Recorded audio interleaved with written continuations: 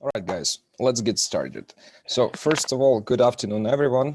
For me, it's a morning, so I might be slightly off in terms of the way how fast I'm talking and how fast I'm interacting, but don't worry about it. So first things first, thank you so much for joining and taking this course. So I hope I will be able to teach you, tell you something new, and explain some things or questions you may have.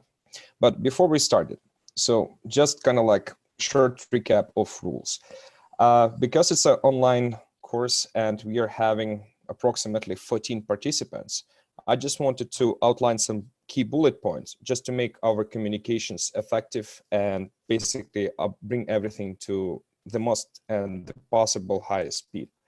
So first thing first, when you join in the calls, please make sure that you're muted because there are some distractions happening, kids, maybe some delivery services entering your house, I don't know, ringing the bell, etc. So it may be something distractful for not only for you, but for the rest of the team or for the rest of the participants.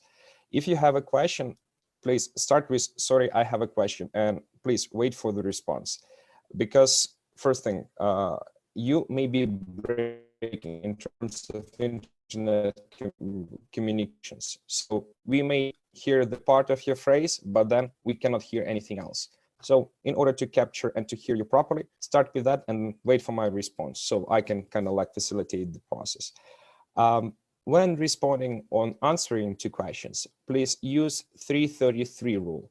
So this rule is very simple. Essentially, what it means that, first of all, if there is a question or you want to respond to something, start with a brief phrase, something like, yeah, I agree with this point, and then wait for clarification.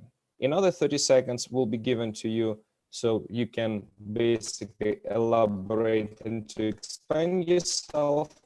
And then if it's not enough or it requires further clarifications, you will have a three minute as your space to explain everything basically clearly and concisely. So, and let's respect each other because I know it's a hard time for everyone and there might be some different things going on. Plus, some of us may not be working effectively from home as others, as well as the overall situation is a bit stressful. So let's respect each other. And if there are some sort of like a miscommunications or questions or anything else, let's stay tactful and explain everything, ask questions, and try to facilitate the process, not only on my end, but on your end as well. Cool? Thumb up or just say yes, fine. Okay, so let's get to it. So first thing first, our agenda for today. Course overview, just a brief discussion of what are your expectations, what you want to learn, and how I can help you to bring that knowledge and pass that knowledge to you. Key three topics we will be talking about today. So first, introduction to marketing analytics, why marketing analytics is useful, why do we study and why we do what we do. Second, introduction to customer decision journey mapping. This topic is like a first stepping stone to the larger topic of the customer segmentation. So we will be basically initiating our learning curve with basics, and then we will be building on the foundation of all our marketing activities for this course, as well as for our marketing skill set. And then third topic for today, it's a decision making theory and useful framework for analyzing marketing problems. So last time when I was running this course, there was some feedback that the students wanted to elaborate further. So because this course would be very concise, but at the same time intense in terms of different business cases, marketing analytical cases, I got the feedback of having some sort of frameworks provided on how we want to approach problems and how we want to analyze problems. So that partially will be covered on the topic 3. And then optional, so we will be having a guest speaker today, Anna Nazarchuk, who will be talking about value, brand value and brand pricing, or basically how you can convert your brand and evaluate the price of your brand. and of course, build your value proposition for your customers. So far, so good? Thumb up, or just basically yes, all good. Cool, thanks. So first of all, course overview. What are your expectations and what do you want to learn from this course? Type in your answer or just use this time just to have a brief conversation about what you guys want to learn, some sort of like a cool skills or the things you want to talk about. Because again, I'm very flexible for this course. And for me, what's really important is to understand what you guys know and what I can teach you, or at least share my expertise, because I got a chance to review all your profiles on LinkedIn, as well as just the initial occupational list, your positions. So it looks like you guys got some very interesting experiences, as well as professional expertise in your particular fields. So it would be just something useful for me to, first of all, frame our conversation and frame our course.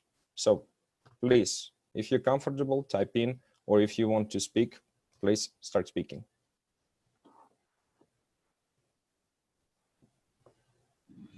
Maybe I can start for myself. Igor. Sure.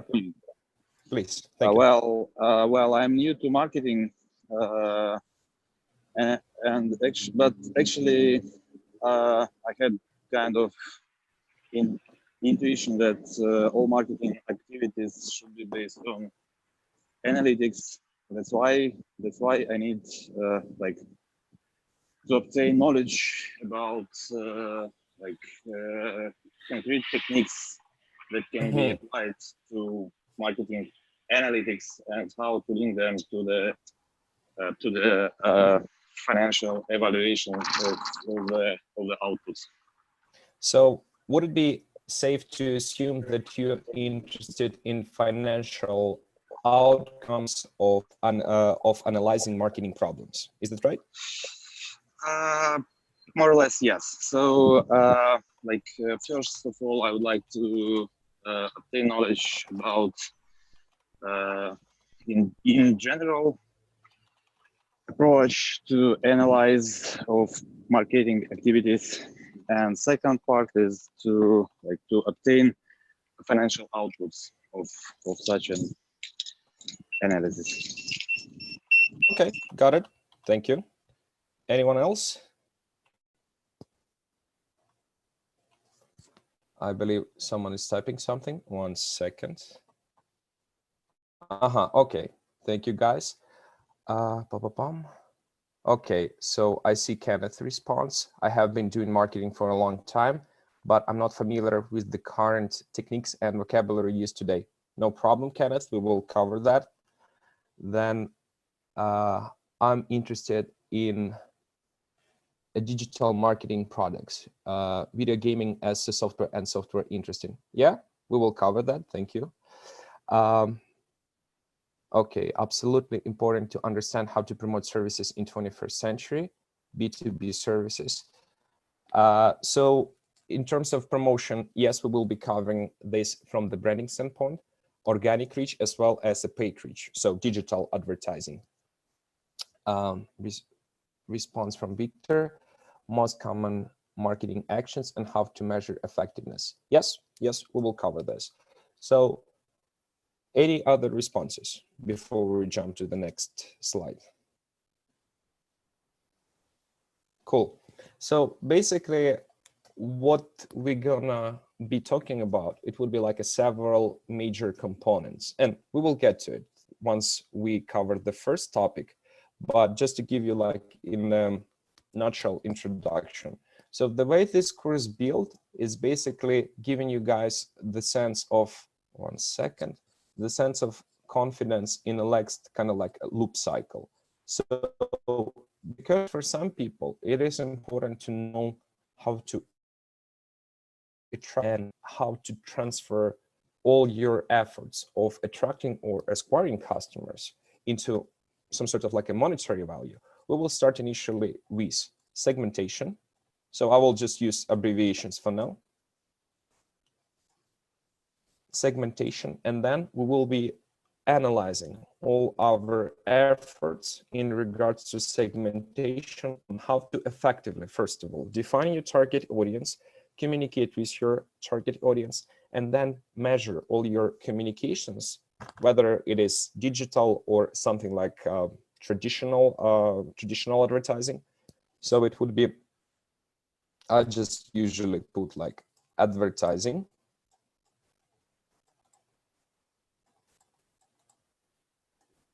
And then we will transfer from the advertising or acquisition efforts into customer relationship management and its analytics. So basically, once we acquire customer, what we can do with that information and how we can basically leverage and maintain that kind of relationship with our customers. So here I will just put something like CRM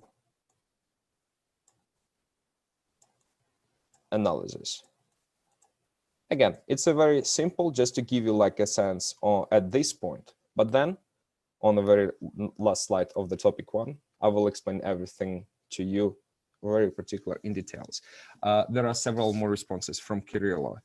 Frameworks, 1 second, Kirilla, dragging you to this screen. So frameworks for delineation of hypotheses on customers' expectations and section of the appropriate methods of research.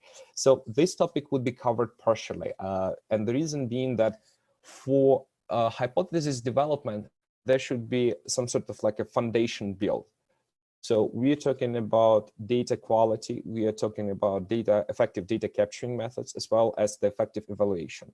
So everything will be kind of like going step by step. So we will get to that point. I will adjust and basically bring this topic to the conversation. Don't worry about that. In terms of your hard skills expected or required for this course, guys, don't worry about that, because there were multiple conversations, or whether we want to include Python or whether we want to stay Excel focused. And what I found useful for this course, we will stay with Excel, but some demonstrations in Python will be provided. So for you moving forward, you will be able to decide which tool or which way of analysis you prefer. Because at the end of the day, if we're talking about something small or like not very large data sets, Excel is fine. Excel is more than enough. But if you're going with something more advanced, or for example, something big data related, yeah, Python or any other software, some other languages like R or applications like SAS will be useful. But for this course, we will start with basics, and then I will be able to give you guys some options and to explain whether you should use Python or Excel. Cool? Thumb up, response in the chat so I can see you. And if there are no any other questions, we can move to the next slide. Cool. Thank you, guys.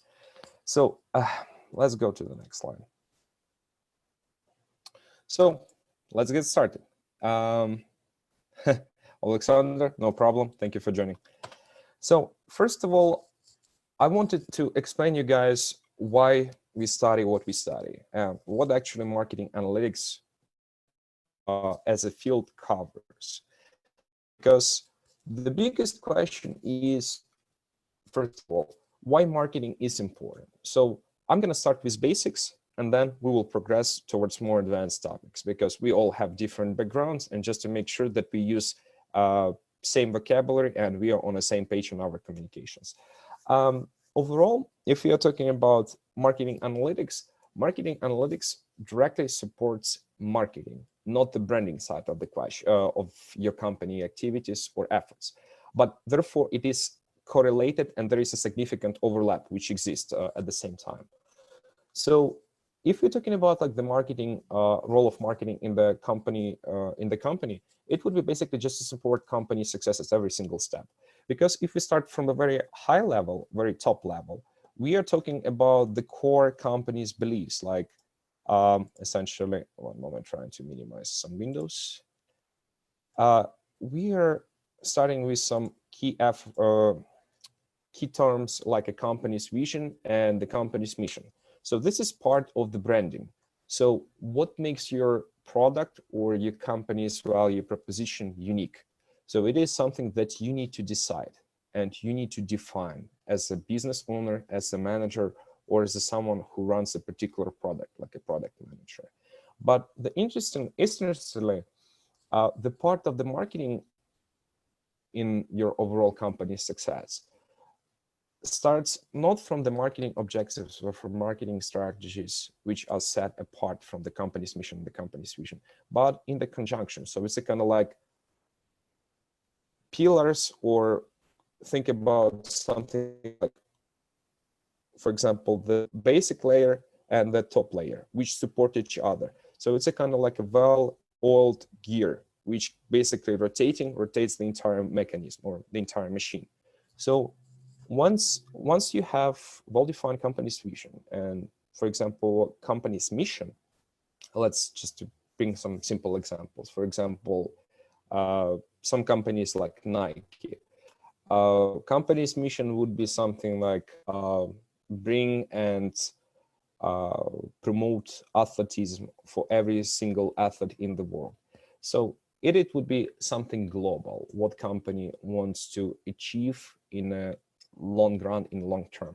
Company's mission would be at the same time something similar to company's vision, but it will be more about what do we want to achieve as a particular business? What are we offering as a business? So it will be like sport goods and products for athletical or sport activities, which will be enable athletes to do what they do, essentially.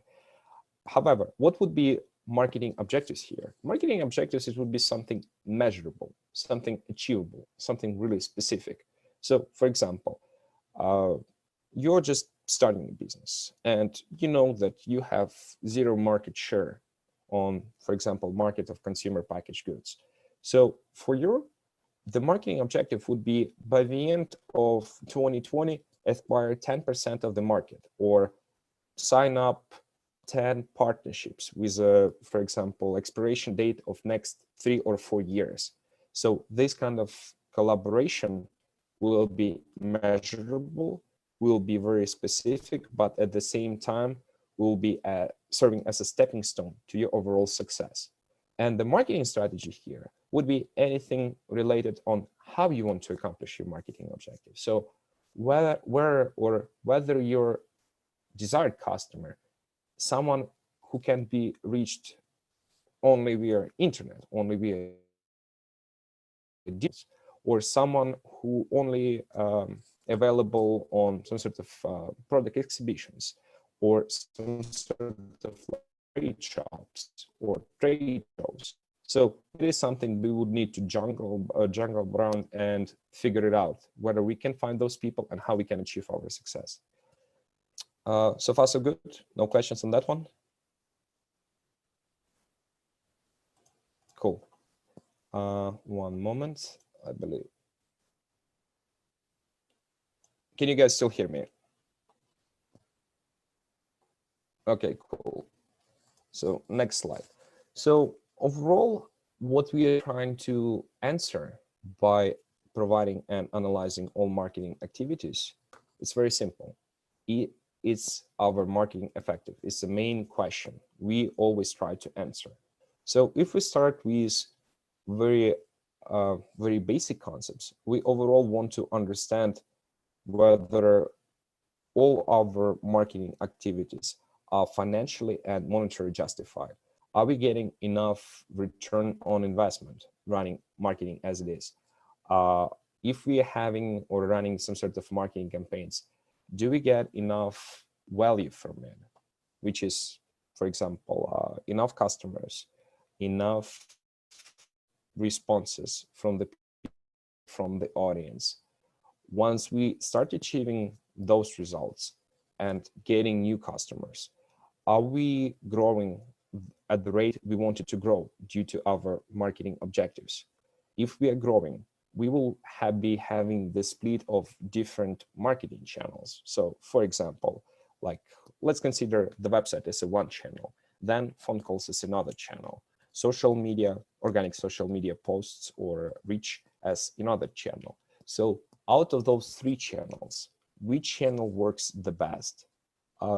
Then once we get to that point, we will need to start thinking about the concepts like lifetime customer value or lifetime value overall. So we are reaching people, so technically speaking, leads.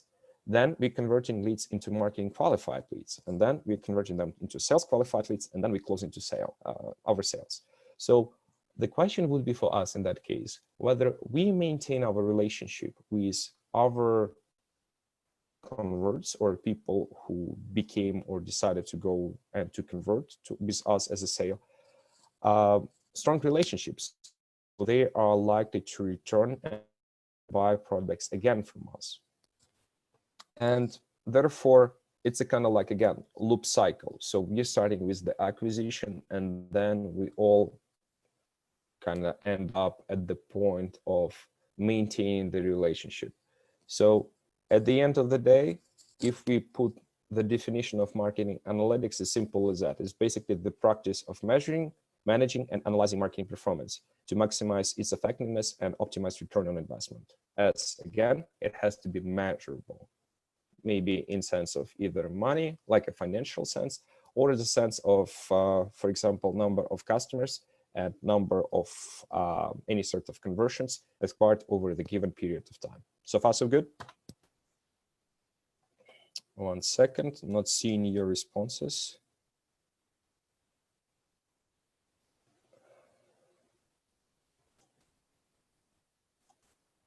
One moment, guys. Yeah, thank you. Just so many different windows trying to figure out where is the one. Cool. So when we start talking about like the key fields of our operational activities in marketing analytics, we can put it simple in 3 main phases. So phase number 1, identify who is our customer. So customers' desires and customer requirements, needs, and within the same bucket, how to identify that customer and how to reach them. Because if we think about customers identification in modern terms, saying that, okay, our customer is, for example, a desired customer group, females 20-25 with this income is not sufficient, because of course we all have different life habits, lifestyles, and the different areas of interest. So that wouldn't be enough, and we need to dive in deeper.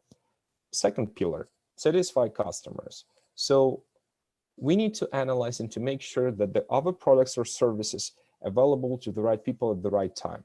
So basically, we are trying to craft customer journey, then analyze their behavior or their responses based on some sort of like a surveys, forms, either past or possible future interactions based on the forecasting models, in order to understand whether they will be interacting with our products or not, and what would be the best time to reach them. So for example, if we are talking about some sort of like a seasonal services or products, for example, in Ukraine, it's not that popular, but in Canada, usually there are certain deadlines which you need to meet in order to successfully submit all your financial documentation in order to qualify, for example, for tax return, or just in order to be on a safe side that you're submitting and paying all your taxes in order not to get financial penalties.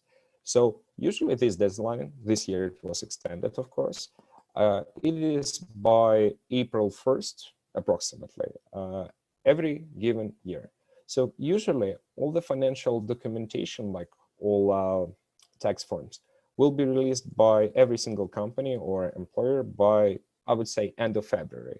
So from end of February till April 1st, that would be the period when the people will be looking for someone who can fill their taxes, provide some sort of recommendations, as well as just to help with optimizing taxes. So this period of 1 month is actually the desired and the right time to reach with financial products or products somehow related to the tax return. And again, satisfaction matters, because at the end of the day, we want to ensure that customer is getting as much value as possible from any sort of interactions between the company who's offering the product and the customer who is buying the product.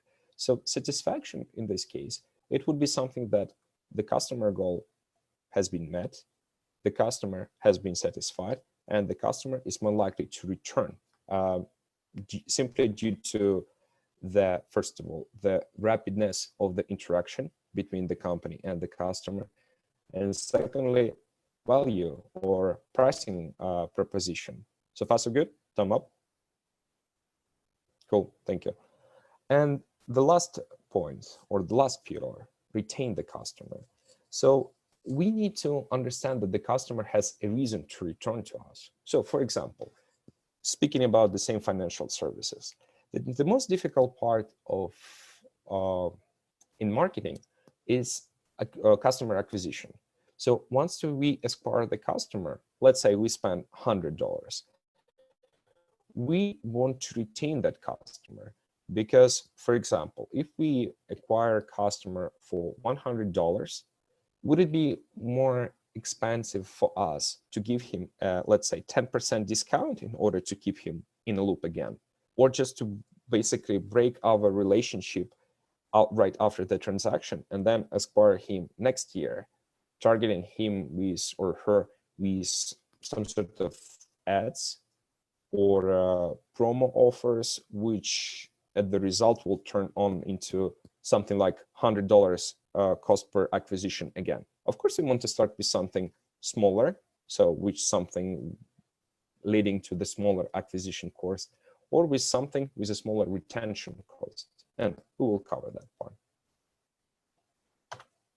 So how companies are using marketing analytics? So as I mentioned, there would be several different aspects of marketing analytics application to every company's activity. So first of all, customer acquisition. Again, I believe self-explanatory, being explained.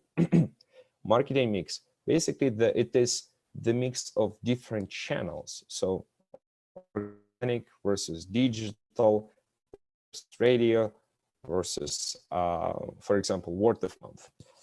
Then customer retention. Again, we just talked about it. Social media. How do you interact with your customers? Do you have some sort of like a semantic analysis going on some sort of responding system to your customers' comments, to your customers' desires, and how you can analyze them using, for example, natural language processing tools. Segmentation, favorite topic, the core of our course. Promotional strategy.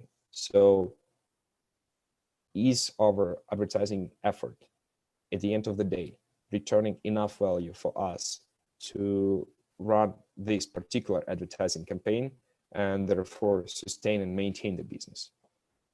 And my favorite part, branding. So why do you guys think branding is listed here? Again, type it in, feel free to speak. It's more like the interaction. It shouldn't be me talking all the time. Who wants to give it a shot?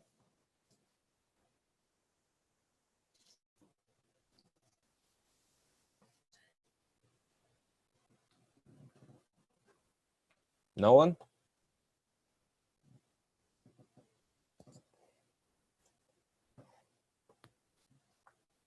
"15 participants, come on, people." Okay, I'm start seeing something. 1 second. 1 second.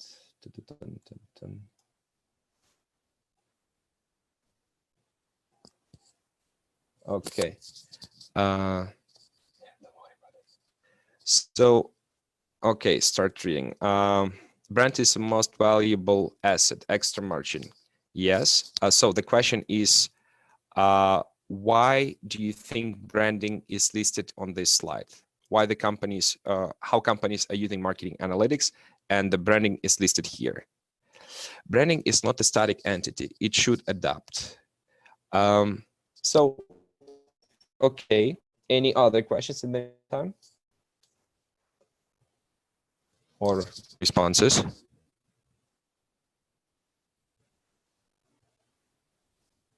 Okay, so when we're talking about the branding, we should consider several different things. So first of all, branding at the same time is static, at the same time is dynamic. So this kind of dichotomy exists anytime, because branding, as I mentioned, it's something related to the core of your product. So for example, if we are talking about companies like BMW or automotive, luxury automotive, they don't change the value proposition overall. How some responses, okay, I see there is a value of branding as well from Tatiana and from Max, how customers are reacting to your brand. Exactly. So branding has a value, because the branding essentially, yeah, because branding essentially is a trigger, is the attraction, is the reaction. So talking about, again, about automotive products, BMW, why do we want to buy BMW? Or what is your first immediate reaction once you hear BMW? It is something like prestige, something like driving experience, something like speed, but at the same time comfort. So the branding essentially promotes the value of reaction. So you're trying to maintain your brand image, as for example in BMW case, driving experience, but you're trying to run marketing activities which will support your story as a brand. So you will be running some sort of video ads or some product demonstrations, which will be telling that our car is the best car, and choosing our car will grant you this driving experience, point 1, point 2, point 3. So monetization of your brand, or the value of a brand, comes directly as the result of your marketing efforts, point number 1. And the point number 2, the way you promote your brand, the way you reach people. So brand would be more like a static entity, but the marketing would be the way of communicating your value. So brand remains the core of your product, something that makes you as a company owner, as a product owner, unique from the rest of your competitors. Where marketing would be something like, okay, how do we talk about our brand to the rest, and how do we attract customers? So over the time, once you start communicating with prospects or customers effectively, the brand will be having the value.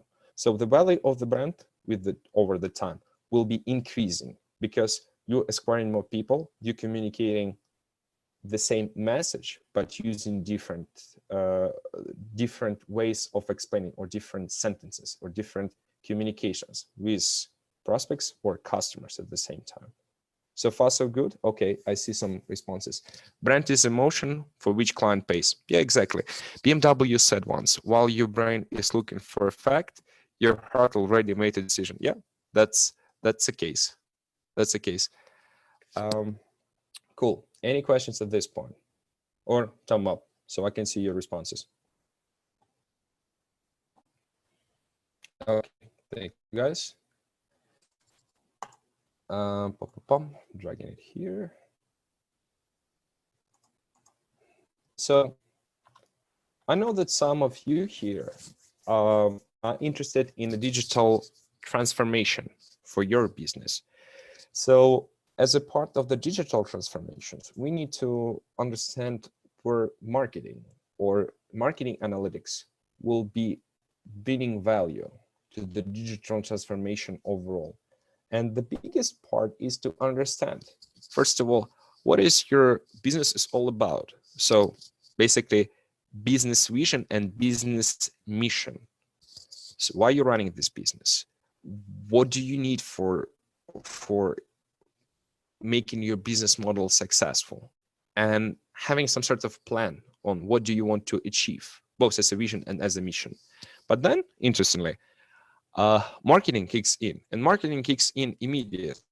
So your product may exist separately from your marketing analytics activities, but at the same time they will be, again, supporting each other like a well-oiled gear or well-oiled machine.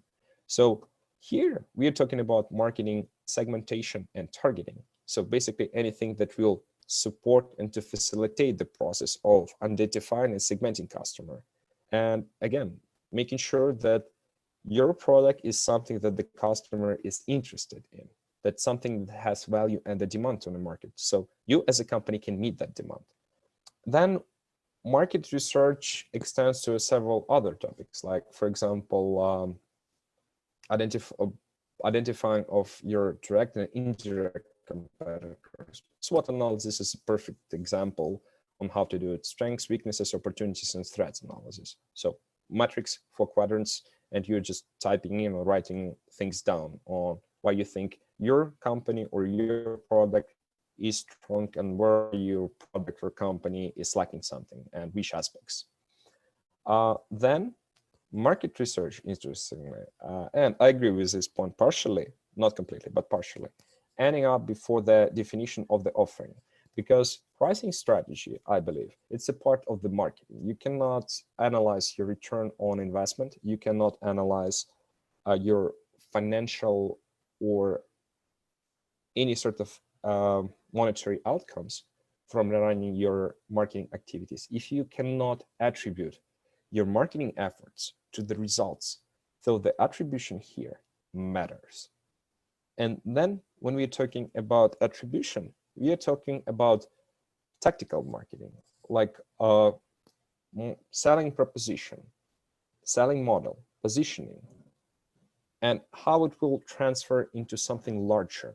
Like we are launching XYZ product in January 2021.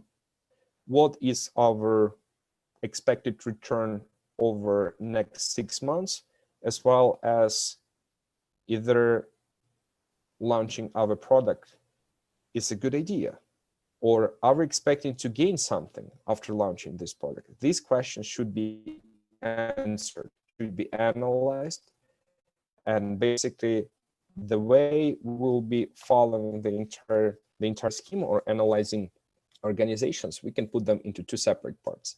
So there are basically two types of organizations: regular organizations as well as strategic organizations. So regular, they can be easily described with companies who have more or less likely something like reactive strategy creation or reactive marketing. Reactive marketing, it is something like responding to something which is trending. For example, some sort of like a video or some sort of like news which, let's say, impacted our lives, like for example coronavirus. Then everyone started working from home and making jokes or making some sort of ads, some content related to creation of your emotional or reactional response to that particular video. So this kind of marketing is interesting, but at the same time is limited. You cannot predict what's going to be in the future. You cannot anticipate the change. You can only just jump on a wave and be as a surfist. Basically, the way surfing works, that the wave is reaching its peak and then it's starting losing the power. So you're basically just sliding through the wave and going from the top of the wave to the bottom, which is not bad, but not essentially, it's not something which will sustain and exist in the long term. And then we have in other types of organizations or the companies who incorporate strategic marketing. So strategic marketing, in a nutshell, it is something that we're planning to achieve, our ideas about the future, the way we want to shape the future, or how different our product may be, let's say in next 3-4 years from now, because customers are changing their desires. Market is not static. Different competitors, different better products or worse products, and we also need to adjust to those changes. So when we're talking about marketing analytics and the biggest challenges, it would be simple as that. The issues and the roadblocks as the challenges related to data quality, latency, and the lack of strategy being the biggest inhibitors, according to the strong view survey. It means that essentially strategic marketing is as good as your data is, and as well as good as the data analysis and the marketing analytics practices in company are standardized and well aligned across your business need. So you may be talking to one group of customers, obtaining one type of response, but your product is not selling at all. And the reason being that, yeah, on the paper and everything else, you may be talking to one type of customer, but in fact, that customer is not your desired customer. And we want to make sure that the entire framework of marketing analytics, of data analytics, is well maintained and is accurate. Because again, your analytical or analytics is effective as long as your data is reliable and accurate. So because again, this is course partially covers the process of the digital transformation. There are like 5 main pillars in terms of marketing excellence, or the stages where which every single company will go through. When we are starting with something simple like stage, or stage 1, let's call it stage 1, initial. So it would mean something that the company is not having strategy at all. There are no KPIs, key performance indicators defined, which will be providing the evaluation of all your efforts, as well as there are no specific skills or structure on how you run the marketing, how you evaluate and measure the marketing. And overall, the customer interactions, they're not integrated at all. And if we are progressing through every type or every different stage, the desired stage, of course, is a stage 5. And the stage 5 is slightly different from previous 4 stages, because when we are talking about, for example, performance measurement and how we want to improve the product, we need to refer to some sort of key performance indicators, or the ways we will be measuring our product or company's marketing efforts successes. So it would be KPI. But the thing is that at this, as you may see, we are starting with no KPIs. Then at the stage 2, transition to volume-based KPIs. And all the way through, we're transitioning to the lifetime value KPIs. And if we look at the first 4 stages, we are talking about how we are reaching and how we are communicating with our prospects and clients. But at the stage 5, which is probably the most important and the more successful type or stage for your marketing efforts or marketing business, it is communications and evaluation of your customers. And from that evaluation, we start using concepts of lifetime value or lifetime customer value or LTVC and other names, as well as optimization of our ROI efforts. So we have the idea on how much money each person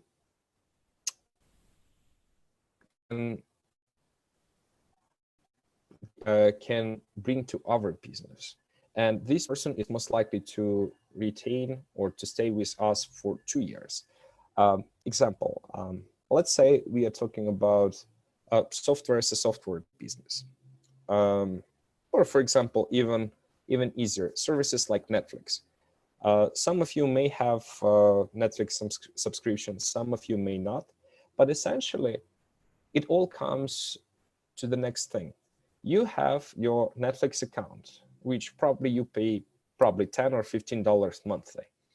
And then the question is, what kind of services or what kind of movie suggestions or TV shows we need to suggest to you in order to keep you as our customer? Because we evaluated that according to the, for example, in your interest in horror movies, documentaries, and everything else, if we want to introduce any new movies or any new products within next 2 years, you will bounce. So that means you will terminate our relationship because we are not offering something desirable to you.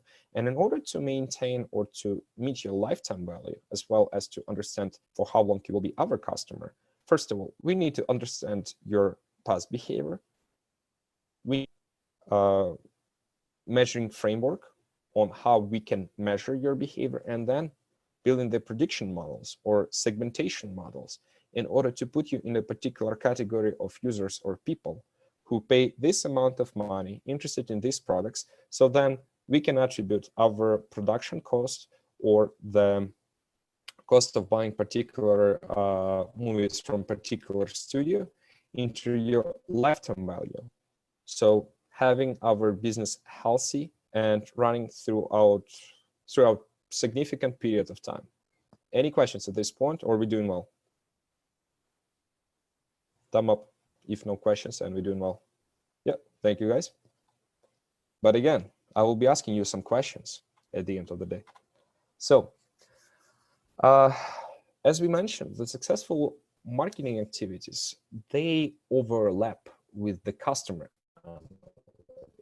So when you talk or trying to understand where your marketing and the customer analytics begins and ends, there is no like right or wrong answer. It all depends on your business and on your organization efforts. So essentially, we may be having something like purpose, vision, strategy, and all the people, analytics, execution assets aligned and in place. But then the bigger question is that, do we have the single view of the customer? So is our marketing analytics something like omni-channel marketing? So we have the explicit customer journey, or what's the term? I believe it is сквозная аналитика. So we are tracking all the customer activities or the prospect activities from point A to the end point. And then from the end point, when the person converts, we are able to record and to document all interactions of our existing customers in order to decide whether we want to retain this customer for the future, or this customer will more likely to bounce or to terminate our relationship because we are not meeting certain needs. And these 2 points will go to the third point on how do we want to, first of all, optimize our acquisition channels, our communications, our retention models, and basically our value proposition. So like upsell and the cross-sell efforts in order to keep this person, because some people maybe, for example, price sensitive. So let's say you have air miles account, and if you're seeing that you're not getting value from the number of points you collected because of number of purchases and transactions you made, you are more likely will terminate that relationship. And if company or you as a company see that there is no value of providing services to a particular person because that person doesn't use his or her points or bonuses, or that person simply not collecting enough points in order to redeem them for something, you need to understand and to decide whether we want to communicate with that person again. So sending her or him some sort of like an email with more explicit instructions, calling that person using our Salesforce or customer success managers, and asking some questions like, yeah, you've been our customer for more than, for example, 2 years. You collected XYZ amount of points, but you never redeemed them. Why? Or do you know how our product is operated? Or are we not meeting your desires, or we are not offering something that you can redeem your points for? So these questions will facilitate the interaction with our customers on one side. And on another side, will improve our product if you're talking about software as a software, for example. And then we are kind of like transferring to the last pillar of the customer analytics disciplines is testing. So Let's say we have a perfect idea of why our product is being liked by someone, but at the same time, our product may not be liked by someone. So we having some sort of like a gaming app, and we're seeing that the people stuck here because they play at the certain game, reach a certain level, and they cannot pass that level through. So what do you want to try out, or how we want, or how can we improve our video game?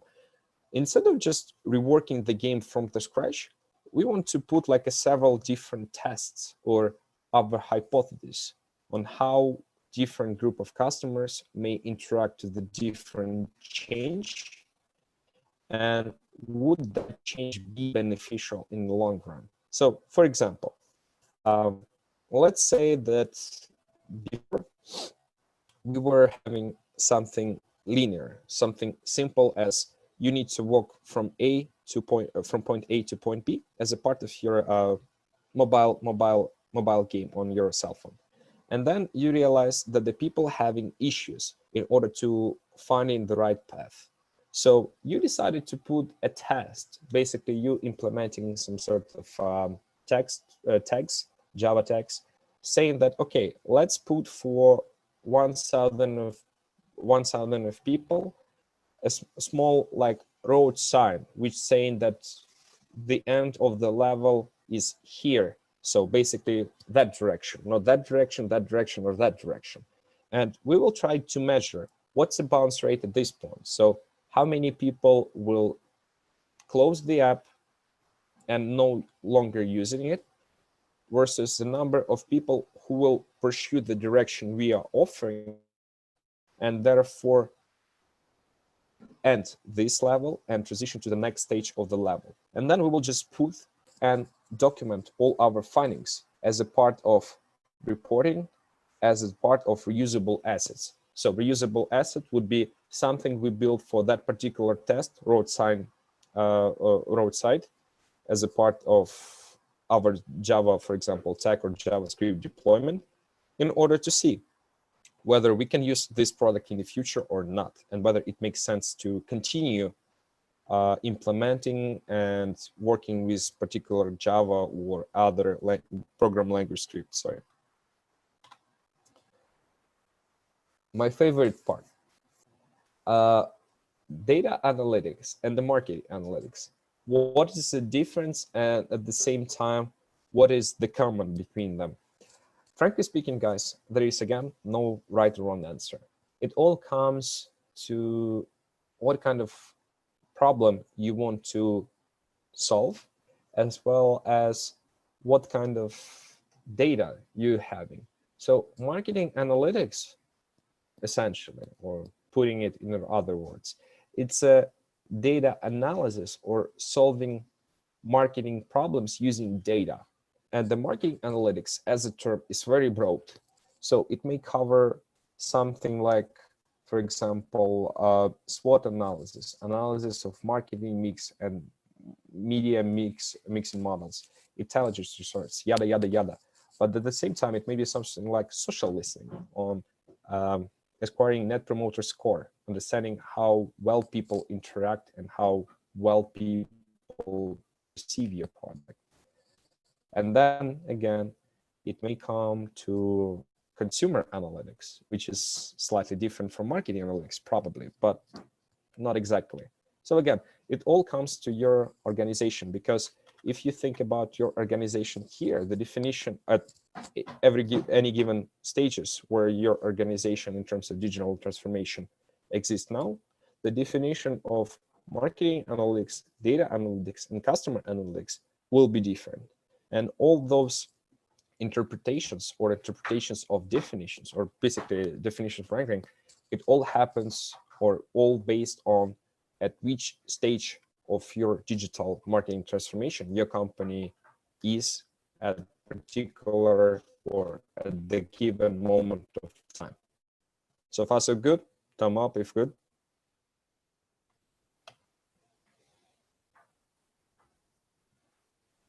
Okay, any questions on this? Okay, assuming none. So as I mentioned before, there is a significant overlap significant overlap within product analytics, marketing analytics, and the business performance analytics. So business performance analytics here, we may consider something as measurable financially: return on investment, return on ad spend, lifetime value, EBITDA, churn rate, and many other metrics. Product analytics is the analysis on, for example, what kind of features are most crucial for a particular group of customers, and which features or settings we are offering versus our competitors. Example given. Let's say automotive industry again. Some cars are sold or being sold in dealerships with insurance. So in case if something happened, you are insured. Some companies or some brands at some dealerships, they don't offer that service. Are people really interested in buying Volvo, which company which having some sort of mission and promotional brand value of being the safest company, insurance policy, or we're trying to sell insurance policies, or we are offering insurance policies with cars like BMW or Volkswagen? That's a bigger question. But also we need to consider that this group of people are most likely be different group of audiences. Volvo and BMW are completely different segments. BMW is more like a luxury, while, for example, Volvo, it will be just people who concerned about safety and not really about driving experience. So understanding of those product needs and the product's features is crucial for our business success.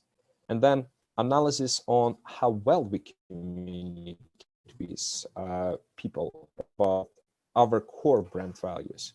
Again, Volvo, safety; BMW, driving experience. And if all these three aspects of our operational activities, product, financial, and the marketing, comes all together and works or gelled well, we will be providing unique customer experience or the interactions, which will result in a very effective but long-lasting partnership or the exchange between us as a provider of that service or product and the company.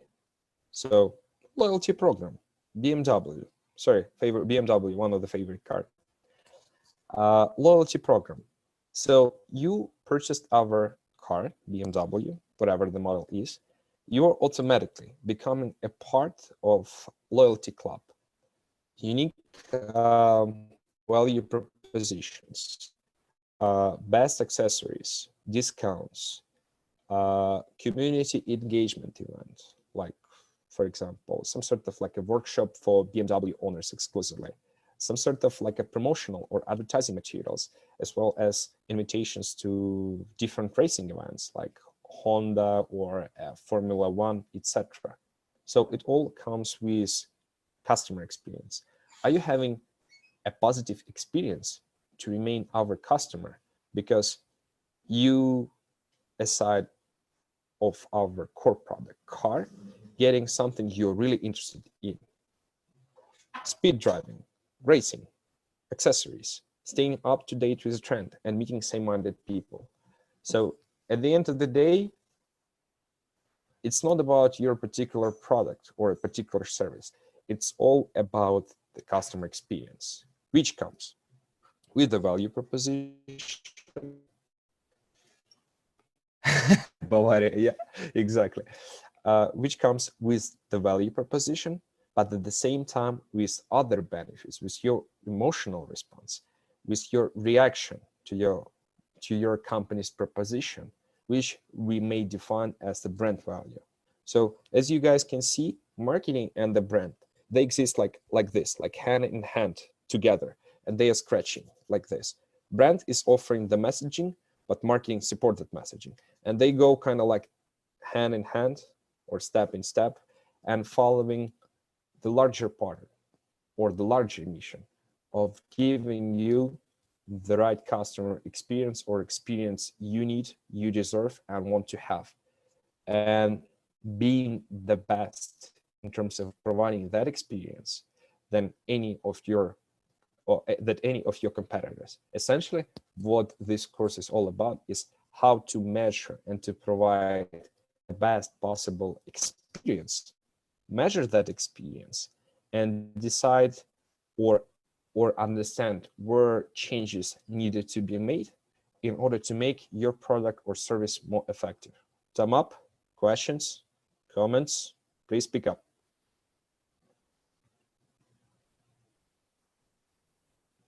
Okay. You guys are not really talking to once. Okay, but we will figure it out. So, course overview again, more structured one. I call it our course quadrant. So we are essentially starting with descriptive statistic or descriptive analytics. Sorry, may be calling it sometimes statistics, sometimes analytics, but essentially we are starting with the customer profiling, segmentation and clustering, and customer journey analysis. So this day-to-day is our very first and one of the most important days, because we will be establishing the foundation on how to define our audience. Then we will be slowly transitioning into optimizational part, marketing mix, multi-touch attribution overall, pricing models, channel optimizations. Then we will be understanding that optimizations needed to be made based on something, some sort of marketing campaigns, some sort of offers or services we are running and trying to advertise or to promote to the customers or clients, to the customers or prospects, and how we can measure that. So once we get the sense of these three quadrants, field, well optimized, and going hand in hand together, we are transitioning to another quadrant, which is predictive modeling. So predictive modeling here, we will be touching particular aspects. So predictive modeling is not necessarily something we need to write a significant code and then analyze the outputs of that code. No, there are like some certain things and features you can do basically using pen and using paper. For example, customer journey analysis and bits of pieces of segmentation, which will, in the end of the day, transferring into personas, buying personas, or the personas defined as a group of the customers you are more likely to work with and to interact with on daily value. And remember that slide when I was talking about 5 different marketing on digital transformation stages or types? So assuming that all previous three quadrants are well covered, and therefore you came through first 4 stages, stage number 5, it will be all about the customer. So it will be all about the predictive modeling. So the goal and objective for this course will be, first of all, providing you with the insight and knowledge of understanding at which stage your organization is.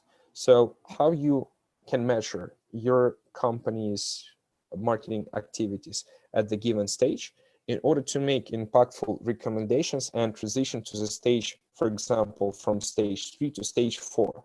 So then you can start working on different type of problems, having a measurement or the analysis framework in place, and then transition again to the stage 5, the final stage, working on more advanced problems. Because for some businesses, for example, if you're not having a CRM, customer relationship management system like HubSpot, Salesforce, or SoftServe, whatever, that means that you're not capturing some important information which will enable your data foundation or data architecture be used for prediction modeling.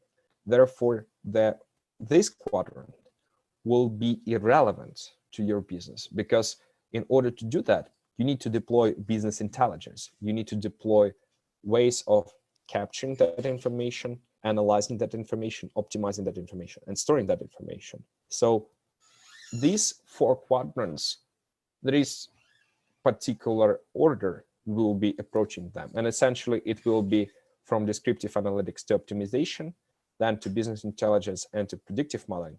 But because you guys, from what I've seen and your LinkedIn profiles, all the information I have about you, you guys pretty much all know all this stuff in different compositions and different ratios. My objective is to, first of all, connect all these 4 quadrants and establish the strongest balance. So you will be able to understand whether your company is at the given point of time, as well as what has to be changed, the way you guys run or do your business in order to ensure your overall company success and bring you to the next stage. So we will start again with overall understanding of segmentation, how segmentation can be done, transferring to optimizations and campaign analysis. And then based on analysis, we will be talking about customer lifetime value, value models, demand forecasting, and basically application of your segmentations to forecasting your business outcomes for next year to 3 years. So far, so good? Thumbs up. Or if questions, please type it in or speak up so I can see it. Cool. So we have approximately, yeah, we ended up a bit earlier. So what we can do, okay, we are approximately 20 minutes earlier. So let's meet up in, it is, 1 second, I believe it's 15:37 your time. Let's meet at 15:50 your time, so in 13 minutes, and then we will be transferring to another topic. So if we have more time, we can cover certain topics better, and I can provide more examples. So it would be kind of like a mutual thing, okay? So see you guys in 12 minutes then. Yeah, 15. Okay, let me just add the time. So it would be 15:50. Cool. And please send all the messages in the dialogue, not to me privately, but to the public channel so everyone can see it. I will just make sure that we are talking about, no, all good. Don't worry, guys. So 15:50. Yeah, so the presentation is available in Moodle, in fact. Hold on. Let me just make sure that it is there. Oops. 1 second. Yeah, under course slides folder on Moodle, you guys should have it. Could you check and let me know if you can see it? Day 1. All right, guys, ready to start? Second topic, thumb up so I can see how many people already at their desks. Okay, Kirilo, I can see you. What about else? Saman, thank you. Max, cool. Okay, people, few more, come on. Okay, Kenneth, thank you. No issues with your internet? Can you hear us? Yeah, okay. Not bad. Not great, not bad. You know what you can do? Try joining from your cell phone. So you can join via call, so you can hear us, but at least like the presentation and everything else, you will be able to follow the floor slides. How about that? Cool. All right, guys. So let's start with our second topic. Oops.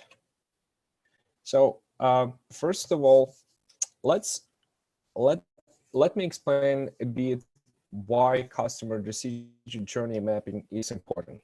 So remember when I was talking at my earliest slides that it is important to know and to draft how the customers interact with your products and actually define their problems and their needs.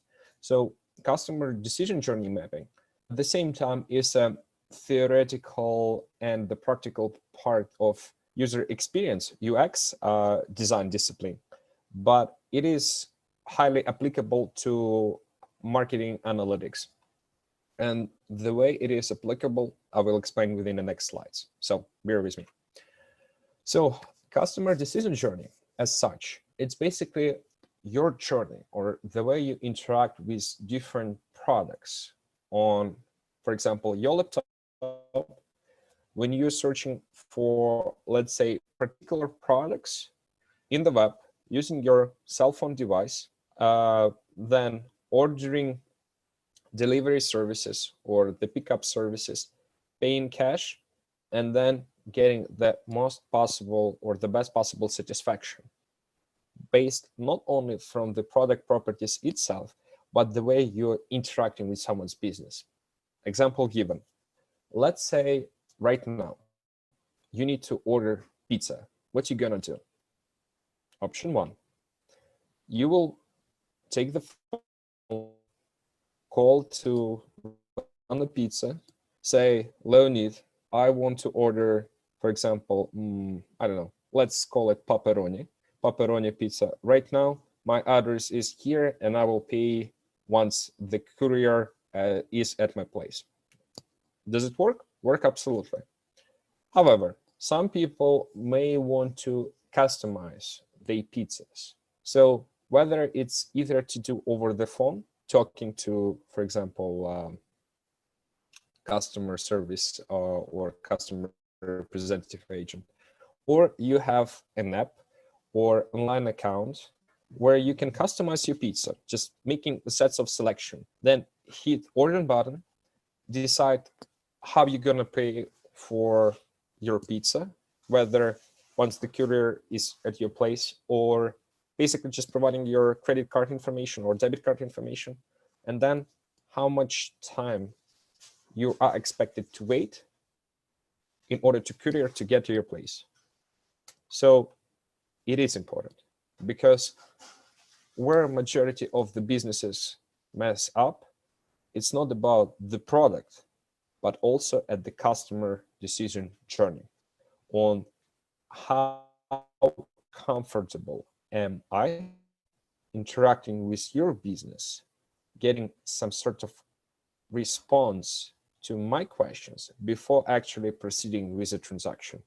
If I'm expecting and seeing and experiencing the positive interaction, you're answering all my questions, twisting your product or services according to my needs, that means that my decision or the customer decision or overall decision will be solely based on how comfortable I am with your explanations, with your answers, and with your promises before you actually provide me the product. So it's a very initial and very crucial stage in overall marketing analytics activities, because you may analyze the problem, but if you're having garbage in, at the end of the day, you will get garbage out. Your product may be the best product in your product division or in your product category, sorry. But if the interactions are not well scaled, are not optimized, no one will be caring about your product, because that conception or basically misconception about your product and based on the interactions with your business will be overweighting your product features and services you may be offering together with your product. So these kind of things will be existing simultaneously, but at the same time impacting each other, because essentially what we really care about customer experience. And again, customer experience starts not only with how you advertise or how you promote your product, but also with product specifications, product features, and overall how you justify and how you manage all the three components in one. So the positive customer experience is the core of what we are doing and we are trying to analyze. Customer journey map, as such, it's just a visual representation of your customer's mindset. So back to that example is placing pizza order. So we want to understand and to map out every given stage, starting from a person realizes that he or she craves for pizza or craves pizza, and then we are mapping all possible interactions made or which will be made by the customer with us as a business. So 3 major stages in the customer journey is a brand awareness, again, interactions or emotional responses, or the perception of the prospect about our product, then the actual purchase, so anything or any actions which will be resulting in the purchase, pizza order, and then after the purchase experience. So how well packaged is pizza, how hot is pizza, how fast the pizza was delivered, was the driver or the courier is welcoming you, responding to your questions, took the payment without any issues, etc. That will impact overall the perception of our brand, which goes in the loop. So brand awareness, purchase after the purchase experience, which comes again into the loop, and it will be some sort of the closed loop. And we will talk about customer life cycle stages in order for us to understand where we are right now and which particular stage of the customer decision journey we are analyzing or mapping right now. So far, so good? Questions, thumb ups? Not seeing anything, not seeing anything. Is it that bad? Okay, thank you. Cool, thank you guys. So the key components of any given customer decision journey are micro moments. So basically those small interactions or small actions which prospect or customer will be taking throughout the process of ordering pizza, taking and logging into app on his or her cell phone, or opening the application on the desktop. Micro moment. Another micro moment. Adding pizza order to his or her order. Another moment. And another moment, customizing pizza. So adding extra ingredients, slicing, choosing a dough, or choosing delivery time. Another micro moments. So when we are developing customer decision journey, the key thing we need to understand that there are 2 main components or stages of the customer journey. Current state, basically where that person is, and the future state, where that person wanted to be, and how this person wants to proceed, or what kind of path or micro moments person wants to have. Again, back to the pizza example. I want to do everything in basically 2 actions, or having 2 micro moments. Taking my cell phone, calling a customer representative and saying, okay, need pepperoni pizza, my address is such, delivery time, this time. How much do I pay? Paying once pizza is delivered. Simple. Basically, let's call it 3 micro moments. Taking the phone, talking to agent, providing all specifications. That's simple. So if we're analyzing all our interactions, we are starting with a state of person realizes the need and how that person will be searching for our product. For example, when calling us, where are our cell phone or stationary phone numbers are listed? Do we have enough listings available to person to find our phone number in order to call us? Another example, via app. Person logs in into our mobile app and initiates the process. So first, login. Second, adding or choosing particular pizza type. Then customizing the pizza. Then providing specifications, cuts, doughs, delivery time, and then payment options, and then basically finishing or completing the order. So then it would be approximately, I counted approximately 7 micro moments throughout the current and the future state. So the current state, let's say we pick the state of logging in into app because we have the most control over this stage or this micro moment and everything which starts from this micro moment, correct?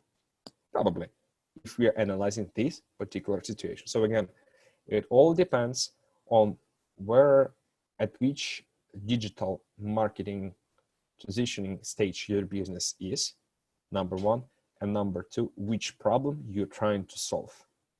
So understanding the current state and understanding the future or end state of the customer decision journey. So again, current state decision journey based on how customers currently engage with the brand, what this person knows about your brand, etc., and the future state of decision journey. It's focus on the customer's hypothetical desires in order to map everything in between. So let's talk about how the decision journey has evolved over past years. So what do you guys think? This process is basically very standardized across all industries and is not really likely to change, or is likely to change. And at the same time, I'm having a question, Eugene, regarding customer analytics. Tell us about unit economy and place within marketing analytics, please. Yes, it won't be today. It would be, I believe, on our third day. Kirill, back to your question. So, and now back to my question. Huge change, lots of variety in the decision journey, likely to change. Okay, thank you. Any other responses? Ideas? Again, there is no right or wrong answer. Basically, running a bit ahead.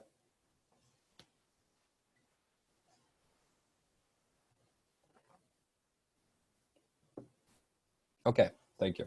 So overall, as you all guys probably guessed, customer decision journey changing. Okay, another answer. Standardization in some point of the decision points as people get used to unit sales funnel. Okay, multi-channel, correct. So what is basically available on this slide?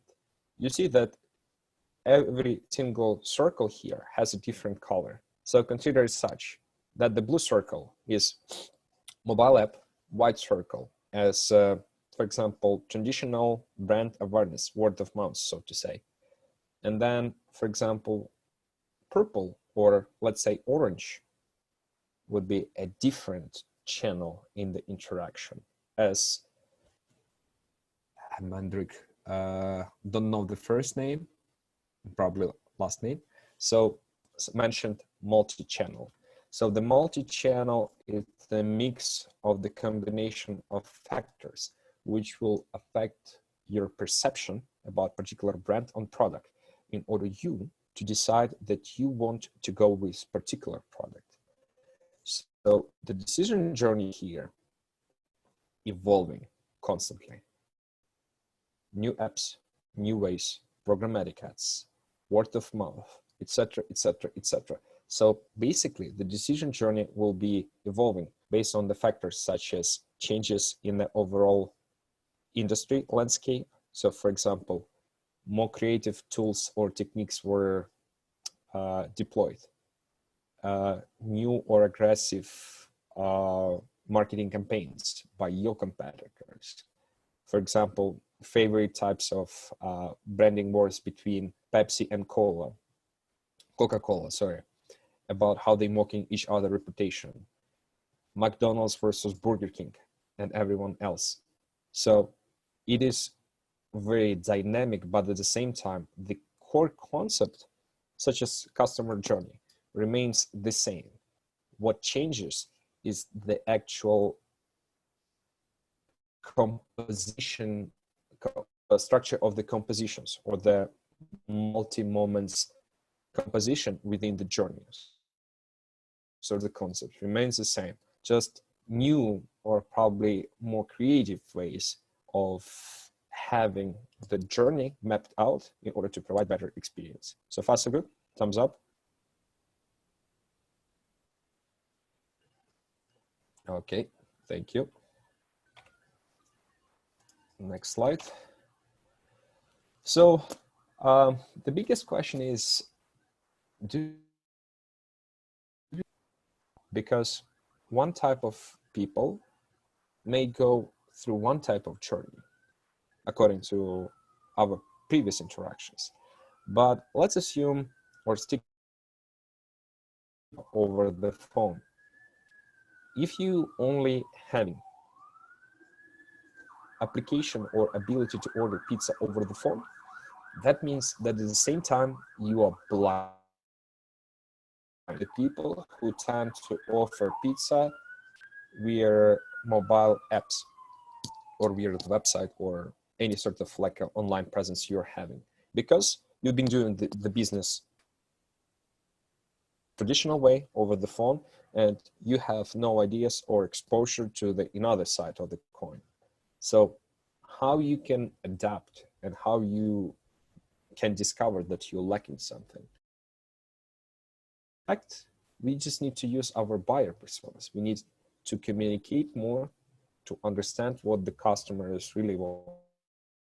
And essentially, we need to understand or to talk to people, focus groups, surveys, etc., in order to ask them on how they're searching for products, what affects or has significant impact on their decision making, purchase the product. And therefore, if our interactions and everything else, excuse me,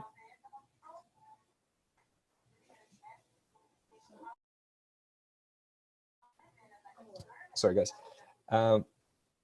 So therefore, how well we communicate with our audience before we actually start selling. Once we sold something, we communicate back in order to encourage them to return to us. And as you guys can see, loop scheme, reoccurring pattern will be something ongoing, something which always be present. We are understanding how the ideas are generated or crafted in the customer mind, how they basically decide whether to proceed with ordering something or not, then how well communications around delivering service or product are well organized, and then we will be creating something called loyalty or the perception about the brand. So this big heart sign is basically core. It's a customer experience, it's a brand, it's a perception about your overall company success or the way you guys are doing business, or the company, your company is conducting its services or products. So remember when I said and asked you the question about whether the customer journey is something dynamic or static, but in fact it is dynamic. And we need to constantly assess all our buyer personas, because what happens here, that the process of all our interactions is ongoing, is non-stopping process. And back to pizza example. It is 2010 outside on the street. pizza orders still being placed over the phone, but there is a new emerging trend coming up, ordering via mobile apps. So based on the historical information, you would have no records whatsoever that this change is coming. So how can you adapt to that change? It's simple. You need to talk to your customers in a digital world or to the prospect. In a digital world, it can be used either with available records or available information you have in your system, or using online forms on your website, or just basically talking to your people, talking to your clients, or talking to the prospects at the stage of, for example, they contacted you asking or requesting more clarifications about the product. So you have a standardized system or architecture of recording all the incoming information. So person is interested in X, Y, Z specifications, you provide X and Y. So back to the customer decision journey. Person is not really interested in talking to us much because it takes time. Some people may not be really comfortable talking to customer support or just overall to this customer representative. So they like to fill in online forms or submit all the information via apps or via other applications. So all these things need to be properly recorded. And therefore, you need to consolidate all those learnings in order to continuously reassess your buyers' personas. How often do you need to do this? Well, it depends. The rule of thumb overall in software industry, again, ranges. I know that some companies do this annually, some companies do it every 2 or 3 years. And whether there is a right or wrong answer, I would say that there are no right answer, but basically the practice, best practice, will tell you that once a year you need to look into your persona's performance, analyzing the previous patterns, historical patterns, and understanding, okay, so these personas are buying more than they were buying previously historically. So the question arises, why is that? What had changed over the time that impacts their decision on buying something versus not buying something? And understanding whether we provide something they're interested in or just for example, lack of certain characteristics on our competitors' side. Therefore, ourselves, because we are continuously working on our product development, optimizations, modifications, we are way ahead in terms of technological product progress than our competitors. Therefore, we are basically spearhead of the progress in this industry. Of course, another part, talking to your customers and leads, as I mentioned. So basically, interface here will be sales reps or any people who have much exposure to the customers and who understand their pain. When we're talking about decision journeys, we have different products. So for example, some of you may be coming from software as a software background, some of you may be coming from B2B background, some sort of like a consulting services, some of you coming from, let's say, retail background, basically, I don't know, electronics or some other trade-based or change-based fields of economy. So we need to understand that for BMW, pizza, and let's say Netflix, these three schemes will be different. The structures, the maps, it's all will be entirely different. And if we are talking about one particular company and comparing that journey to the similar company within the same bucket, for example, coffee in McDonald's and coffee in Starbucks, the perception and the journey maps will differ tremendously based on the software, brand perception, and the interaction with the clients. Whether Starbucks is, don't worry, we know you, we will write your name on the cup, maybe butcher it a bit, but you will have a spot. You will be able to sit, enjoy, and do whatever your work you need in our cafe, rather than against McDonald's. Grab and go, drink as fast as you can, or you don't have to. You don't have time to wait for your coffee to be brewed, prepared, etc., etc. Here you go, 30 seconds. Please take it because you're loving it. Why not? So even here, in such simple examples, ordering coffee, customer maps will be different for companies within the same industry. So just to give you guys a main idea on how the customer map look like. Again, there is no right or wrong answer, but there are certain methodologies or certain things you need to consider. Because again, our end state, our outcome of mapping out customer decision journey is to understanding how we can provide the positive outcomes from user perspectives, talking about interactions and the customer experience overall.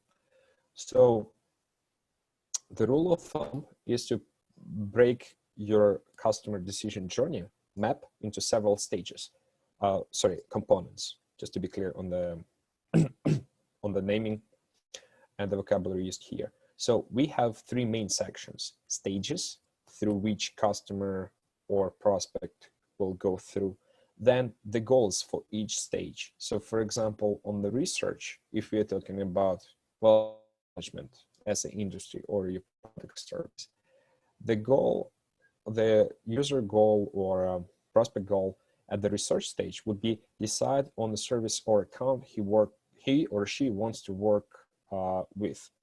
If we are talking about some sort of like investment account, this person will evaluate everything related to the investment account, all information related to investment account across several different banks.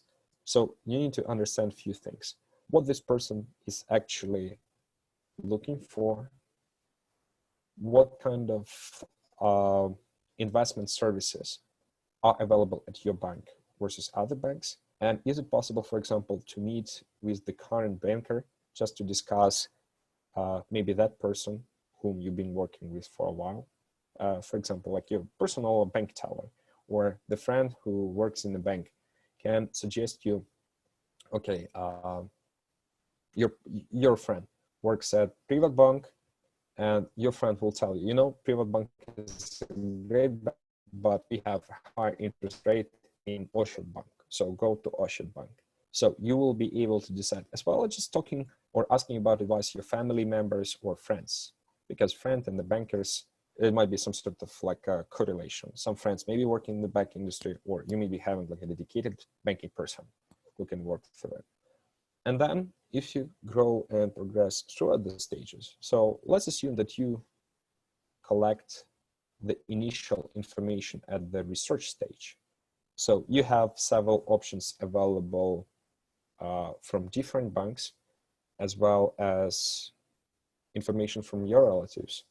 You want to go and to talk to financial advisors. So FA abbreviation is a financial advisor. Every given bank, in order to understand that, okay, there are no hidden conditions or there are certain fees I'm not aware of, and overall, if something happens with my bank account, how this money will return to me or how often I can withdraw funds from my account. So activities touch points here will be booking appointment, discussing what kind of needs and goals that person is having, receive and review investment plan, because for some people it's a very important. Compare investment plans from several different financial advisors from different banks or companies. And then maybe look up for some references and credentials online. So you go, for example, to a small, not really known bank several years ago, as Monobank in Ukraine was, but you really want to understand whether that company has legit credentials in order to run business. So you're searching for licenses, certificates, just overall company's background name. So understanding that the company is not hoax, it's not like some sort of thing which will exist probably for a year, then collect money and basically like some sort of a scamming business or scamming practices. It's a crucial. So you need to understand what customer is really care, what customer or prospect evaluates, and how customer or prospect compares things. So far, so good? Thumb up or questions, if any? Sweet, thank you. So then, in other several stages, I'm not gonna go through all of them in very detailed way, but just to mention. Then, understanding of the commitment required, or how much effort do I need to put in order to, for example, open the account, receive some sort of like application, or transfer my funds from one investment account in different bank to another bank is also impacting your decision or customer's decision. So then what kind of services or monitoring tools your bank or investment group provides? How often can I access my account? Can I call to my customer support or any customer support agent at future investment, at the future company where my investment account will be residing, and get some sort of answers on the questions I'm having? Or how fast I can say, okay, we need to shut down all trading operations because the stock market is going downwards rather than upwards. So I'm not interested in losing more money. How fast this can be done. So mapping of all the questions is essential. And then basically taking those questions and transforming them into applicable things as the application is very, very crucial. And then at the very last stage of this example would be refining conditions, questions, and reviewing them together.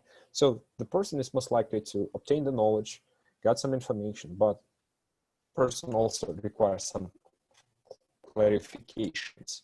So this term is written not in a very plain English or plain Ukrainian or whatever the language is and way. So certain terms don't make any sense because you are not from the financial industry, so some sort of jargon used. So do we want to rewrite or to change our materials in order to make our materials more comprehensive, more digestible, or we find to stick with whatever material we are having right now because it's not the key priority, and the person will be able to figure it out together with a financial advisor. So financial advisor will be able to take the pen, list of paper, or his or her quote, so to say, and basically just take down some notes, take the person through the stage again in order to close the sale. That's really important. Also, you may write some icons or basically some marks for yourself about basically whether this moment is a key moment, like a high or top priority thing, based on the legend as beneath on the legend section. Like a moment of truth, overall the experience is a person having a positive experience. Because we interviewed the person was saying like, okay, listen, at the research stage, you guys did fantastic job, but you messed up significantly at under commit stage. So you can also add that to, to your customer journey. And then throughout the time, you will be able to have and to identify the problematic areas as well as the areas where you do really well. Based on something simple, like your legend, where you guys having issues, it's okay. Customer don't really, or prospect don't really care about the experience at this point, and the negative things you need to really improve, and the value for customers. But again, all those remarks or marks, I would say, are subjective because we're all different. We all come from a different background. In our companies, we talk different languages, not only about the jargon, but just overall the way we explain ourselves. So what is really crucial is to provide and to write down, draw the scheme, which will be covering explicitly and clearly all the problems, issues, and strength you are having for this particular situation when offering your product or communicating with your client or prospect. Is that clear?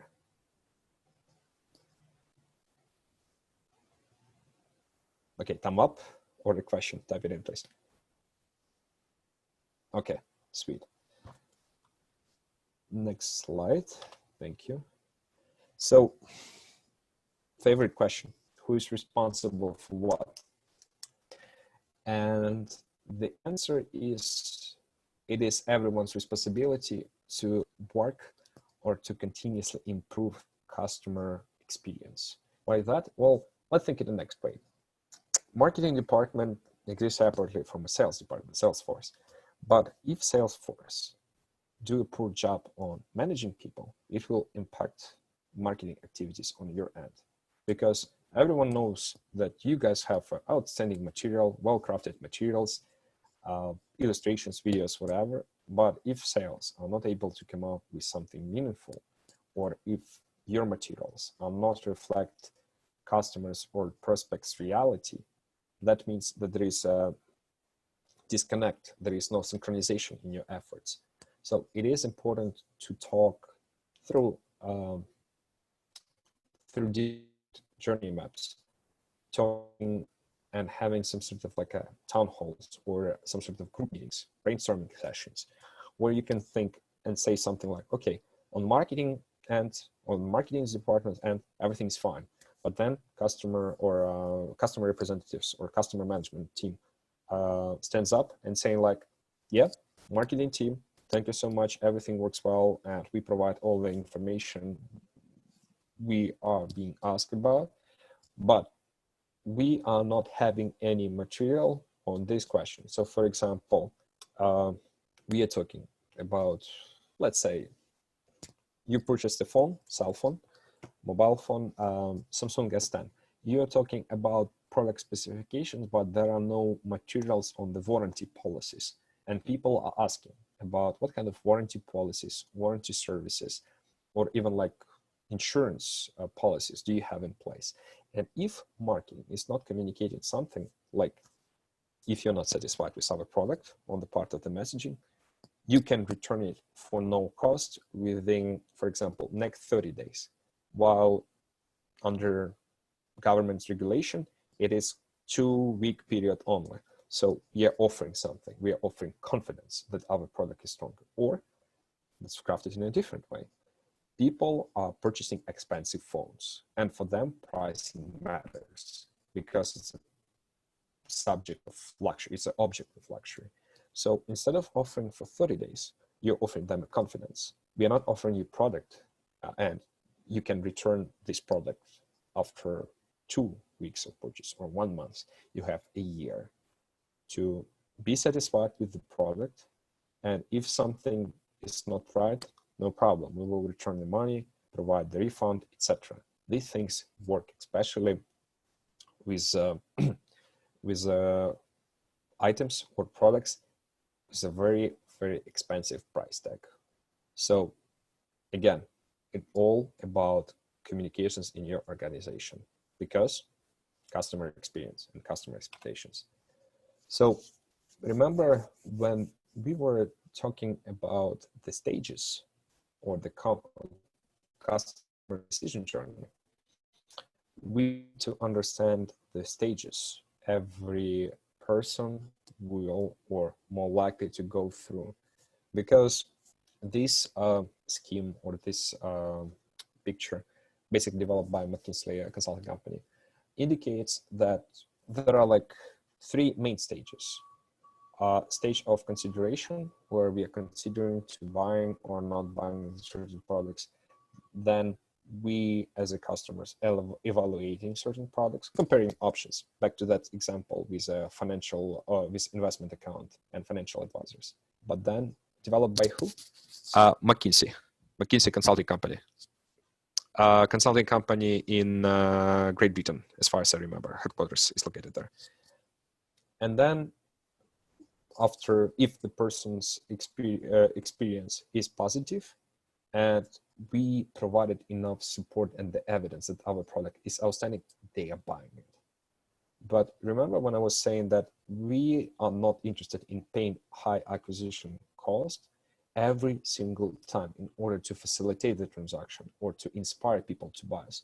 Then another like a part of the equation starts, another part of the journey. So we can call these 3 stages as the stages of acquisition, and these 4 stages with the buy overlapping in both stages as retention or loyalty development.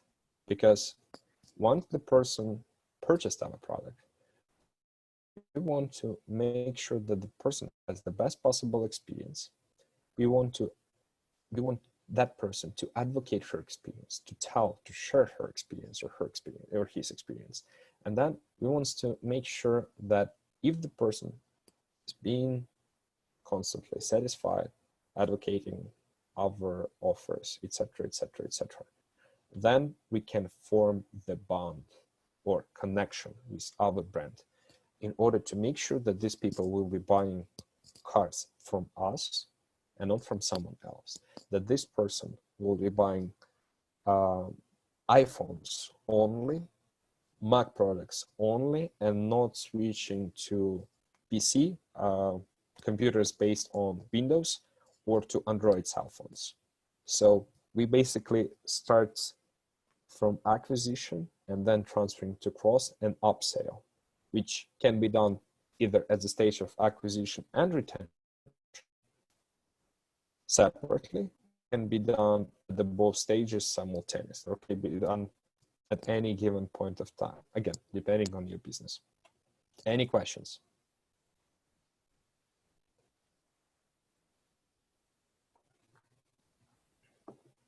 Okay, so here's the deal. For today, guys, I won't be asking you too much, and I won't be forcing you to talk too much, but tomorrow we will be having an assignment, like a first-in-class exercise. So then I will encourage you to participate more actively, so be ready for that. Cool? Thumb up.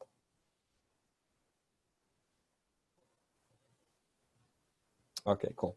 Despite it is sort of like an online course, Bond, can you elaborate more about this pillar? Sure. Just to finish my sentence. So I prefer to talk and to see that you guys have a proper understanding. Some sort of questions are flowing in and flowing out. So I encourage you to ask as many questions as you can. And if something, for example, not explained properly, or you wonder about certain definitions, ask them. Kirilo, back to your question about bonding. So bonding, you can say, or you can frame in a different way. It is something which make you feel that you are comfortable buying products from one particular company and disregard products of another company due to, number one, prestige, as something like it is luxury product. And for example, you're purchasing BMW cars. You buy BMW cars part of your financial status, as again, not you personally, just you as a customer or as a client or as a prospect,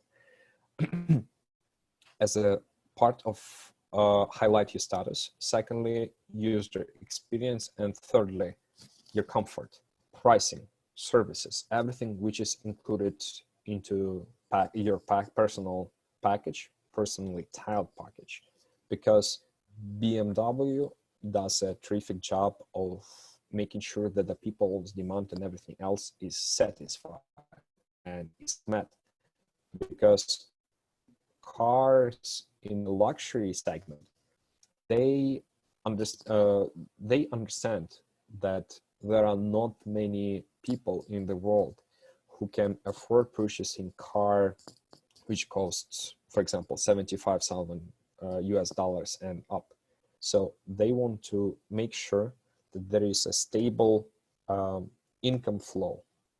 So the number of people required to maintain and to secure the business performance, let's say 200 people, is met for every given year. So they will try to up and cross sell you, make sure that you are standing and remain loyal, which is a very interesting word to think of.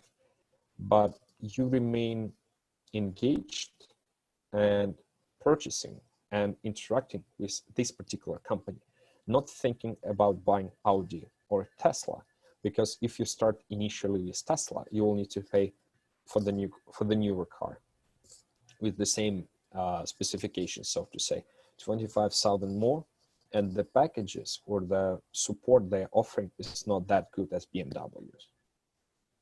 Does it make sense, or need more explanation?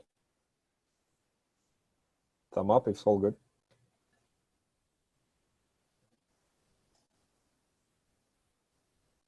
Cool. Yep. Thank you, Kirill. Cool. So now we are trying to finish with more theoretical part and transitioning towards more practical part. So how to build customer journey maps. And guys, please pay attention to it because it will be a part of our exercise tomorrow. So first of all, we need to start thinking through stages. First of all, what is our problem, or do we have a problem overall? And if we don't have a problem or we're not seeing any problems, just draft a map on how do you think customers or prospects interact or buying products from you. So you mapping out all possible stages you can think of. Options evaluations, pre-research preferences, and this example, it's London hotel customer support, customer decision journey. And basically you're mapping all the possible stages where the number of micro moments or interactions may occur. Second stage, identifying and mapping out across the touch points. So touch points is basically very similar to micro moments, but micro moments, it is something like on the customer side. So person is interested in finding information about this particular problem, but the touch point is what we are offering as a company on this part of the journey in order to satisfy or to meet the expectation from this micro moment. So micro moment, customer side, touch points on our side, touch points on the company side. And the way we can think and identify and map all expectations, interests, information people are looking for through touch points is basically where several or classic 7 types of collecting information. Online search results, Google Search Console, just Google search, Google Trends overall, peer reviews, people who are most engaged or interacting with videos. What kind of videos on YouTube or on your company's website are getting the most views? What kind of comments people are making or the questions they are asking under commentary section? In-store marketing, so what kind of interactions they are having while they are on your premises of your business. Websites, industry websites, reviews on the different websites, customer service representatives, the questions they are asking representatives, the things that the representatives are not having information about or talking more about. And invoices, basically what your customers are purchasing from you. Is it the only product you are offering, or they are purchasing several products because they're lacking of something? So those 7 components are something you can start with and then progress towards something different or something more advanced, because these 7 examples is a stepping stone. It's just a foundation where you need to start with, and then you can progress into something advanced, or it will lead you to larger questions about your business. So overall, you will have something similar to this map, so probably not the best quality, but you will have the stages on the top and then touch points listed beneath stages. So similar to this example, stages and then touch points or activities. So basically what you are providing as a company and what kind of information prospects or customers are interested in. And then another thing we need to consider, remember that example or scheme developed by McKinsey company. So this is one way of representing the stage of the customer journey. But there is also like sales funnel stages, or understanding under which category this particular interaction or touch point will be falling under. So again, at the sales funnel stages, you may see a lot of different compositions, but overall, like the classical scheme would be scheme with 6 stages. So we're talking about awareness, discovery, evaluation, intent, purchase, and loyalty. Loyalty, it is something talking in terms of digital marketing, company marketing digital transformation stage would be very final one. But if you're talking about the initial ones, it would be these 3: awareness, discovery, and evaluation. So we are talking about actions like prospecting. So people identify or got information about our products. Stage 2, stage 3, and stage 4 for B2B segment in particular. Basically, you understanding that those people, the prospects, they are qualified leads, so they may purchase your product. So for example, you work in B2B, you are not offering B2C products or services. So if the customer reaches out to you on his or her personal behalf, it's not really relevant. You're interested in someone with a higher or better quality traction, like a business. So that means that it would be the question of qualified and unqualified leads, and we will talk about it in a second.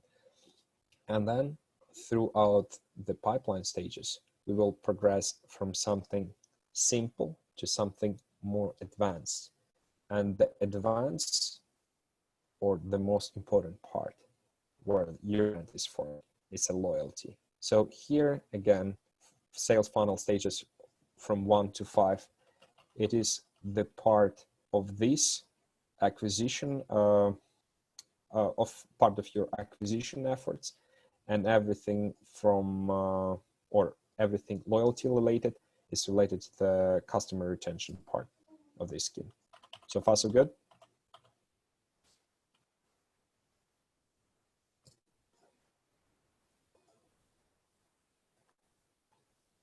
Cool. Before we jump to the next slide, what kind of industries you guys work in? So just kind of like to help me to craft my messaging a bit better. So retail, software as a software, gaming, media. Okay. Just type in your examples so I can see. Okay, thank you. What are you guys particularly interested in? Beauty salons business. NGO. Okay. Okay, health fitness. Okay, thank you guys. So, okay, basically we are covering that from my perspective, because this information is pretty much all about the type of businesses such as B2B and partially B2C. B2C is a part of retail branch of this course, and basically retail will be covering part of things we already discussed too, but it also will covering a separate part, which I will be talking on the topics of retail. I believe probably will be our 4th or 5th day, right before we finish our lecture. So you will get that covered. So because you listed the list of industries you work in, some of you may know or don't know that all of us as business owners or managers, or just because of the specific of our work, we have different understanding where our marketing ends and the sales start. So for some companies, if we are talking about marketing and sales funnel, we are referring to everything marketing related within the stages of prospect visitors, leads, marketing qualified leads, and sales qualified leads. And everything sales related, like sales representative or anything Salesforce related, starts at the opportunity at the customer level. Is it accurate for your business? Maybe, maybe not, because the biggest fight that the marketing and salespeople have, it's all about whether, especially for the software as a software industry, whether salespeople are getting enough of sales qualified leads, not only like leads or prospects overall, but what is the quality of those sales qualified leads? Are they really, do they really understand what we are offering? Do they really, or whether they are well communicated in terms of our value proposition, our pricing models, how flexible we are using marketing messaging. So for some companies, the priority would be getting top of the funnel, fully automated, using CRM systems, using some sort of like reporting, automated reporting, then passing that information again in the automated way. Salespeople, whether they will be able to see what kind of interactions people were seeing, prospects or leads were having before. For example, visited this particular page, made a comment on the Facebook page, etc., etc., etc. So the salespeople can come up with idea of what kind of interest they sales qualified leads having, in order to craft the value proposition for those sales qualified leads better when they become opportunities. And in the end, once this information passed on to CRM systems and the sales force people can work with that, is that system you having in place, it's really reliable. So you captured information of lead information 2 years ago. After 2 years, that person became your customer. But then, are you able to have or to access all customer-related information in 3 years? So 2 years to become a sales qualified lead, convert to sale, and then 3 years after. So in total, we are talking about 5 years. Are we able to go back retroactively 5 years ago and just to see whether the product interest or our value proposition of the person who became our customer was exactly the same as his initial requirements or the initial questions he or she were having? If yes, no problem. So that means we are fine. We can think of how we can modify, optimize, cross and upsell. But interestingly, the challenge appears to be hidden in details. Okay, assuming that you were able to access information of your customer at the stage of the lead, which was 5 years ago, and all of a sudden you realize that the customer, this person, became a customer not because of your value proposition, but because it was something different your salespeople started offering at some point of time. So we are talking about reporting. We are talking about data architecture. We are talking about your data policies and overall the way that information is accessed. So it's not something like you create it and you use it only for something future related or prediction related. No, you continuously need to go back and to reevaluate on, for example, topics like relevancy of your products, your offerings to the market demand. You need to reevaluate and to understand that, okay, this person has been with your company for 5 or 6 years. They've been spending, let's say, this amount of money any given year. So are you willing to offer this person 10% discount in order to keep him or her for another year or two? Or at this point, you changed the product so many times and your price tag 5 years ago was, let's say, $15 per month, but right now it's $25 per month, and it's not financially applicable and justified enough for you to offer any sort of discount to this person, because already you are losing money working with this person because your product costs you $25, not $15. So that's why it is important to know marketing and sales funnel, but at the same time record all available and possible information in order to secure the proper communication between marketing and salespeople. So therefore, in the future, moving forward 5 years from now, you will be able to reevaluate and calculate customer lifetime value, and to say that, okay, we either need to reach out to this particular person or the party, saying like, guys, we understand that it's a rough time for you, but we made a price reassessment and we realized that at this point, we are actually hurting ourselves by providing you this price. However, because you've been our consumer for last 5 years, we are not increasing price from $15 to $25. Our justified costs, for example, 20, but we are offering you 22. So it's not the highest amount, but at the same time, we are offering you a discount. So therefore, you bring your profitability up to the speed. And then back to Krill's question on loyalty.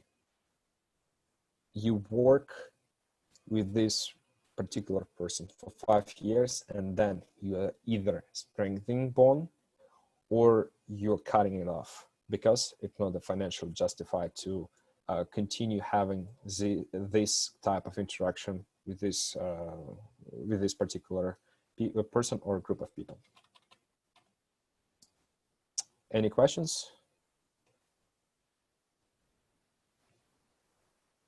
Okay, so, and again, as I was saying, it depends on your business, but it also depends on your customers.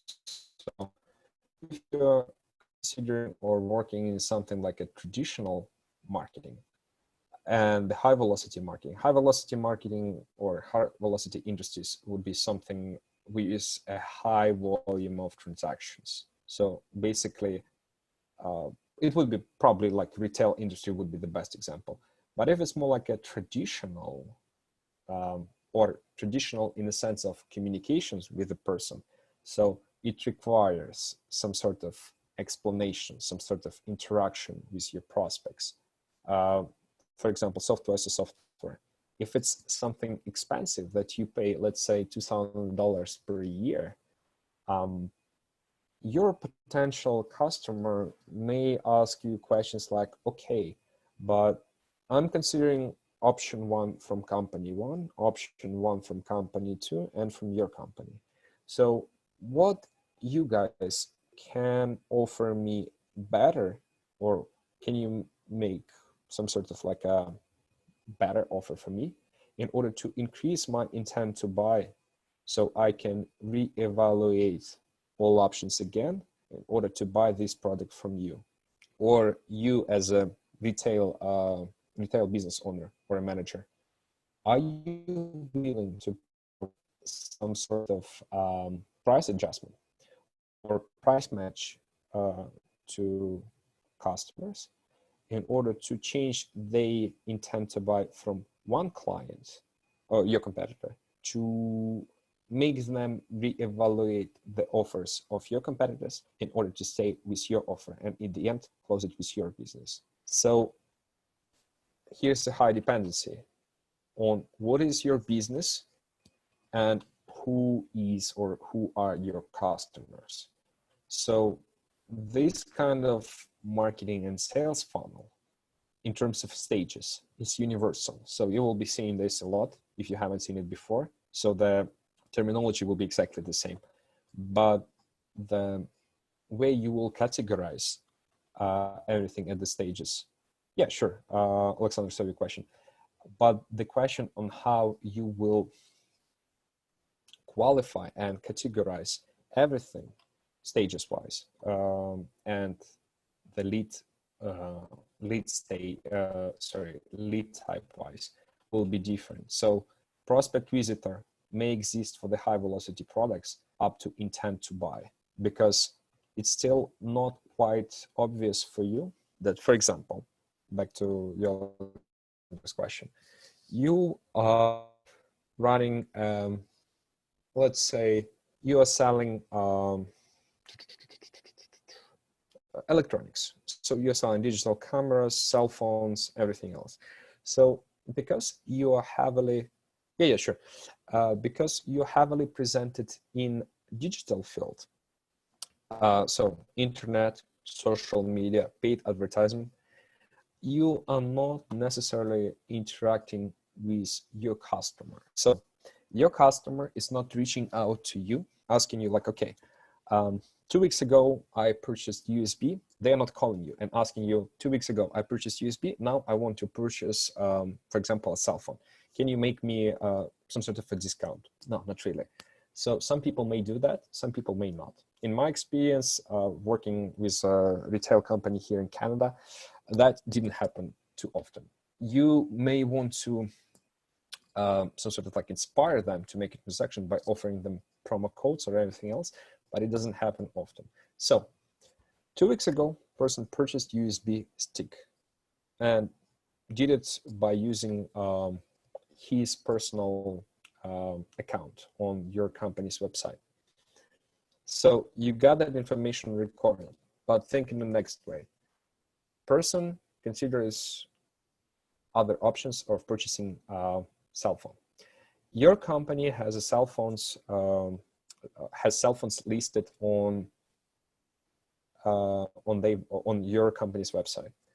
So that means the customer are not actually with your salespeople, not talking to salespeople. Therefore, the time to close the sale from having 1, 2, 3, 4, 5 conversation with your customer agent is not happening on the retail side.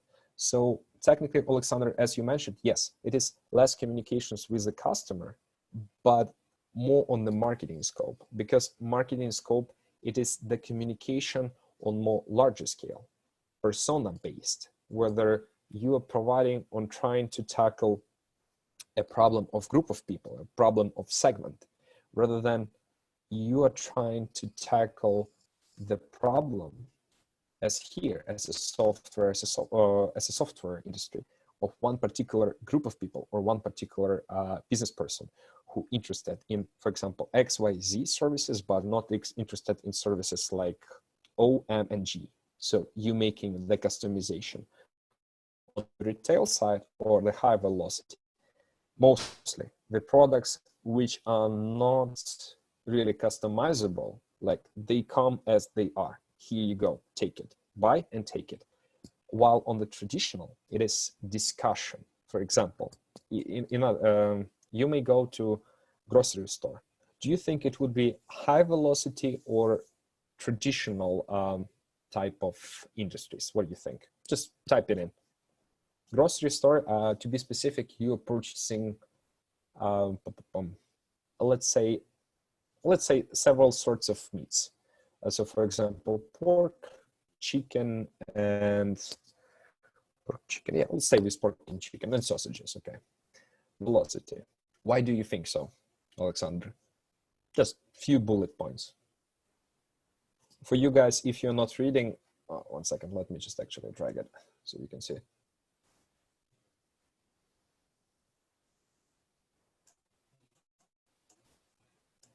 Alexander, if you're comfortable, please unmute yourself and speak it up. No direct communication with each customer. You shall affect large groups of people. Yes. However, at the same time, and the reason I mentioned you're purchasing meat products, you're going to the meat department. And for example, I would consider this as a high, 1 second, trying to minimize. I would consider this as a type of high velocity product or industry. But at the same time, you're trying to talk or to negotiate. So you're trying to negotiate about, okay, this kind of meat, I like it because of the color, general appearance, but I don't need this such a big slice. I don't need 1 kilogram. I need, for example, 600 grams of it. So can we slightly customize it? So the traditional and the high velocity also comes to the sense of how fast you can close the sale. So an automation will help you to closing high velocity, to facilitating high velocity interactions in the high velocity in regards to high velocity products over traditional. But at the same time, think about high velocity products as something that doesn't require many interactions. So for, let's say, in one day, you can close from beginning to end, basically from the, talking about the insurance market. The person comes in to your office and within next 20 minutes, they signed insurance policy and they're good to go. So that might be high velocity. But if your documentation or your processes built around person reviews information on your website, so there is some sort of like automation or lead form deployment on your website. They submit the form, all the information provided, personal quote is built.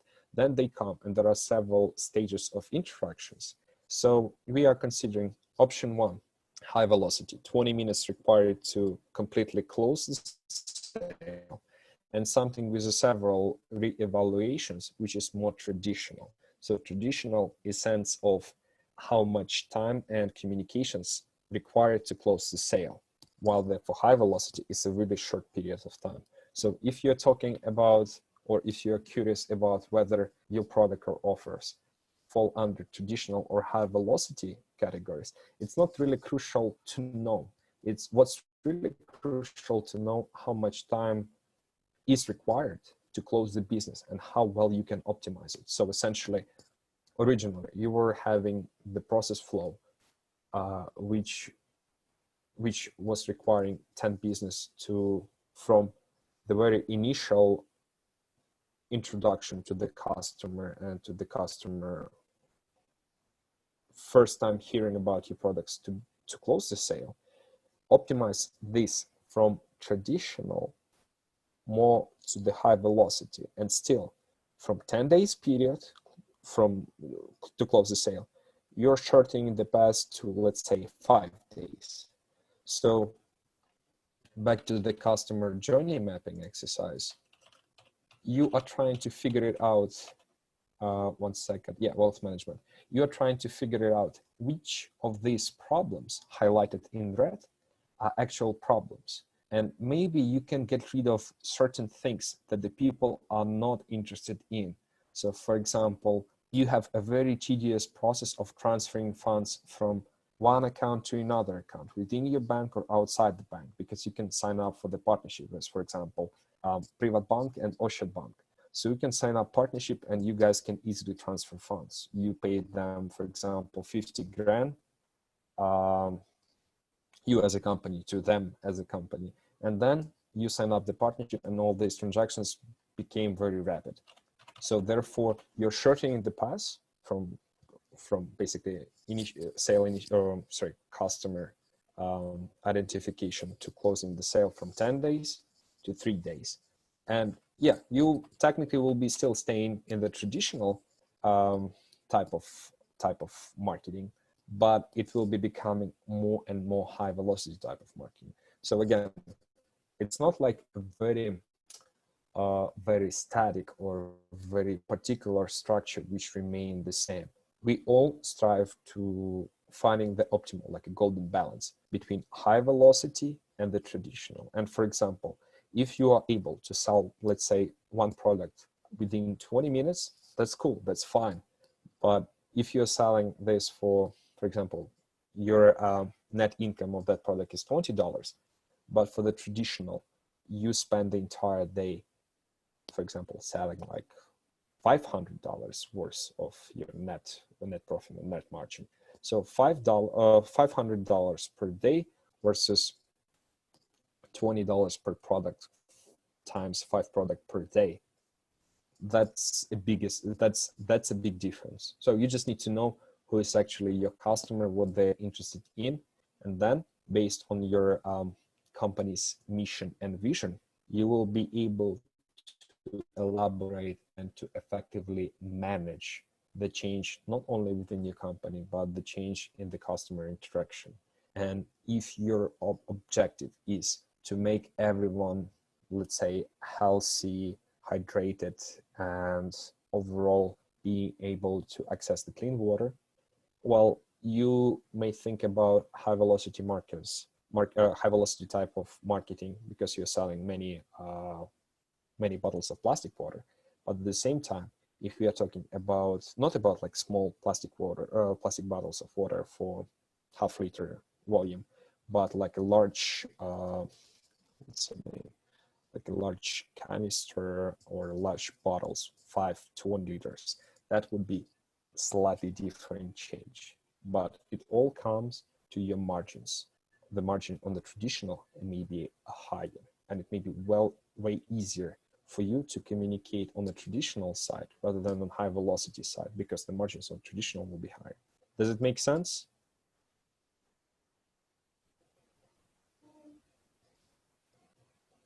Cool. Okay. So what about practice? Okay, I already spoiled some stuff. So yeah, I agree, we need to practice, but tomorrow. Let's talk about the actual business cases, because I want you guys to take through some of good example I just found recently.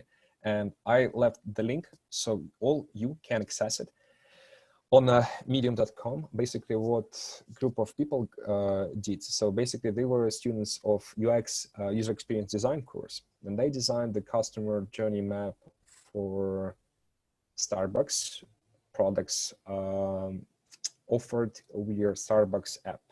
So I believe many of you familiar with the Starbucks, or at least heard about it. Honestly, I'm not a big fan of Starbucks coffee. I don't drink coffee at all. So how they broke down the entire process. So they broke down into 7 main stages. Can you copy it to the chat? Yeah, sure. 1 second. Someone copied. Thank you. So they broke down the entire process into 7 stages. And because they were students of user experience course, stage 7 for us, it's highlighted. It's not really relevant for us. What we really want to focus on is first 6 stages. So basically they try to understand the business. So they call it desktop research. Then they were trying to come up and to put all together all insights regards to functionality and the navigation of app. They interviewed the users to gain information about feelings, pain points, motivations, daily routines. And over the time, they understood that, okay, we can basically summarize all the information and use that information in order to create some sort of categories, like a personas, which I was talking about before. And then once they understood the pattern of those personas, they start mapping customer journey map per persona. And what I encourage always people to do, always map our customer journey maps based or around personas rather than just a particular problem. Because at the end of the day, it's easier for you to imagine a person, because the way human brains and all our interactions work, we all have friends or friends of our friends who are somehow similar or have same interest. So once you are able to define a group of people or to personalize that group of people into one person, it would be easier for you to speak to that person rather than to any given person individually. So rather than working with the several, like 10 or hundreds of people at the same time, you finding commonalities in their patterns, behavioral patterns, in their interest. And then once it all put together, you are able to start talking to those commonalities across 100 people. And at the same time, you will create a sense of personification, because you are talking to their desires, their needs, and things they are mainly interested in. So far, so good? Questions? Okay. Once you came up with their problems, you came up with the customer journey maps, you realize that there is a problem which is affecting the perception of your business, those red squares or red colored items. You may want to tackle those in order to, first of all, improve the progression from the prospect to lead, marking qualified leads and sales, and therefore changing or shortening the path from lead identification to closing the sale. That's very important. And the automation here is the key. So at the end of the day, you are starting with why, but once you identify the reason why there are certain issues, you need to come up with a solution. And the solution here for this particular example was usability testing. So they come up with some recommendations on how to improve the app. So essentially, we'll just go through just like one example for one personas which they came up with, because it's again, it's a good example just for your reference, especially if you never used personas before. So what they identified, that was a group of people, and they personalized their group of people as lead detail. So the person who needs to drink coffee at least once a day or twice a day at Starbucks, Lindy uses the mobile app daily and treats in like an e-wallet for her multiple Starbucks cards. So not like a physical cards. You don't need to spend money on the cards because everything is digitalized. And what she really cares about her experience, about customer service, and her feeling of Starbucks delivering the quality. For example, delicious, tasty, coffee with perfect smell, the aroma, as well as meeting her certain goals, her expectations, her caffeine dose. Because she's a fashion entrepreneur, she needs a place to meet and talk to people. So basically catching up or meeting her clients or future clients over the cup of the coffee. And then she has some interest of brand affiliation. So she occasionally purchases some sort of Starbucks merchandise, like a Starbucks cup or something similar to it, because for her, it is really important. Some people tend to affiliate themselves with the company by supporting them, by purchasing products from them, because they like the company's vision, company statement, and the way the companies perceive their customers, who Lindy in fact is. And her pain points, or the things she wanted to be improved by the company she shops with, is first of all, Starbucks cards, no need, but she wants to have a better, more elaborated service. She has issues because she travels frequently to find nearest Starbucks for Starbucks cafes or Starbucks locations for the meetups. So something very, very related to her location, as well as time required for finding the right location. And then basically there is the problem of limited items per each cafe. So for example, you're interested in macchiato, but macchiato or espresso are available in, for example, shops in which are located in downtown only. And if you go to suburbs, those products are not available there. So how we can tackle the situation, or what's her problem? Let's start with why, with her problem. So basically, this group of students, they ran the analysis, come up with problems, and at the end of the day, it all came to three main points. So basically, the ability for working customers to select the most available Starbucks products, because they're not really interested in having and in sitting and waiting for something. Then accessibility, or the ease of paying, because for example, you walk into the store, you order the coffee, you insert the credit card, you type in your PIN code, you wait for the transaction. It's too boring, too long. Can I pay with my app and just pick up the coffee, for example, in the next 5 minutes? Here you go. You don't need to wait. You grab and go. And for example, ways of signing up into the app. Account creation. Do I need to verify my email address, or cell phone cell number is enough, or I can just do it later on? So I can order from now And then once I'm comfortable sitting somewhere at home, I can just basically confirm my account. Way easier, right? So the insight, the solution was just improving accessibility of the device. So Starbucks as a company has certain business goals, but also there are some user goals like location, payment, and signups improvement they would like to see in the app. So basically, solution for all these three problems would be, first of all, to making improvements to the app, location, payment, and sign-up wise, in order to, first of all, shorten that path of initiating and identifying the need to actually closing the sale, getting the copy ready and good to be. So the solution they decided to offer, app redesign. And if you guys interested in that article, please read, because there was a part that they put very interestingly. You cannot proceed with the full solution or solution deployment before the actual testing.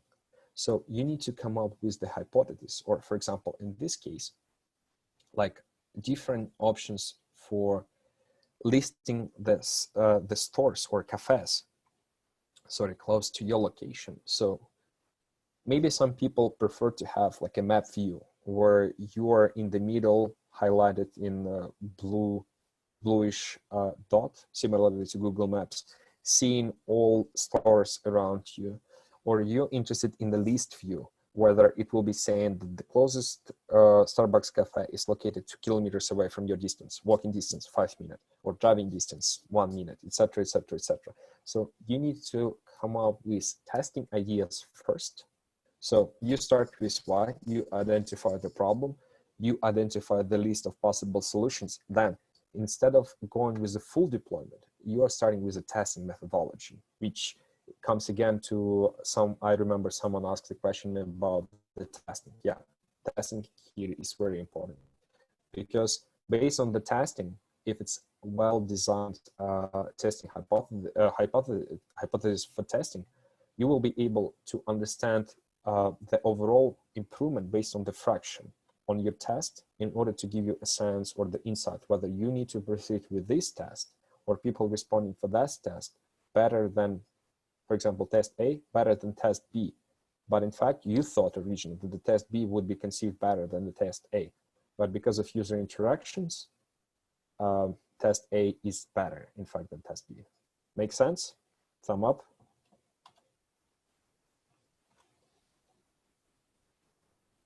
Okay, cool. So, guys, let's take 10-minute break so we can start another topic and the last topic for today. And then after that topic, we will be having a guest speaker. Lecture will be in Ukrainian, so it is optional, not mandatory. So feel free to bounce right after this topic if you need it. For now, 10 minutes break. I'm just typing in. Time 17:30. Everyone is back. And again, if you guys have any questions, feel free to type it in, so I will be able to go interactively back in 10 minutes and answer them. Cool. Thank you. Talk in 10.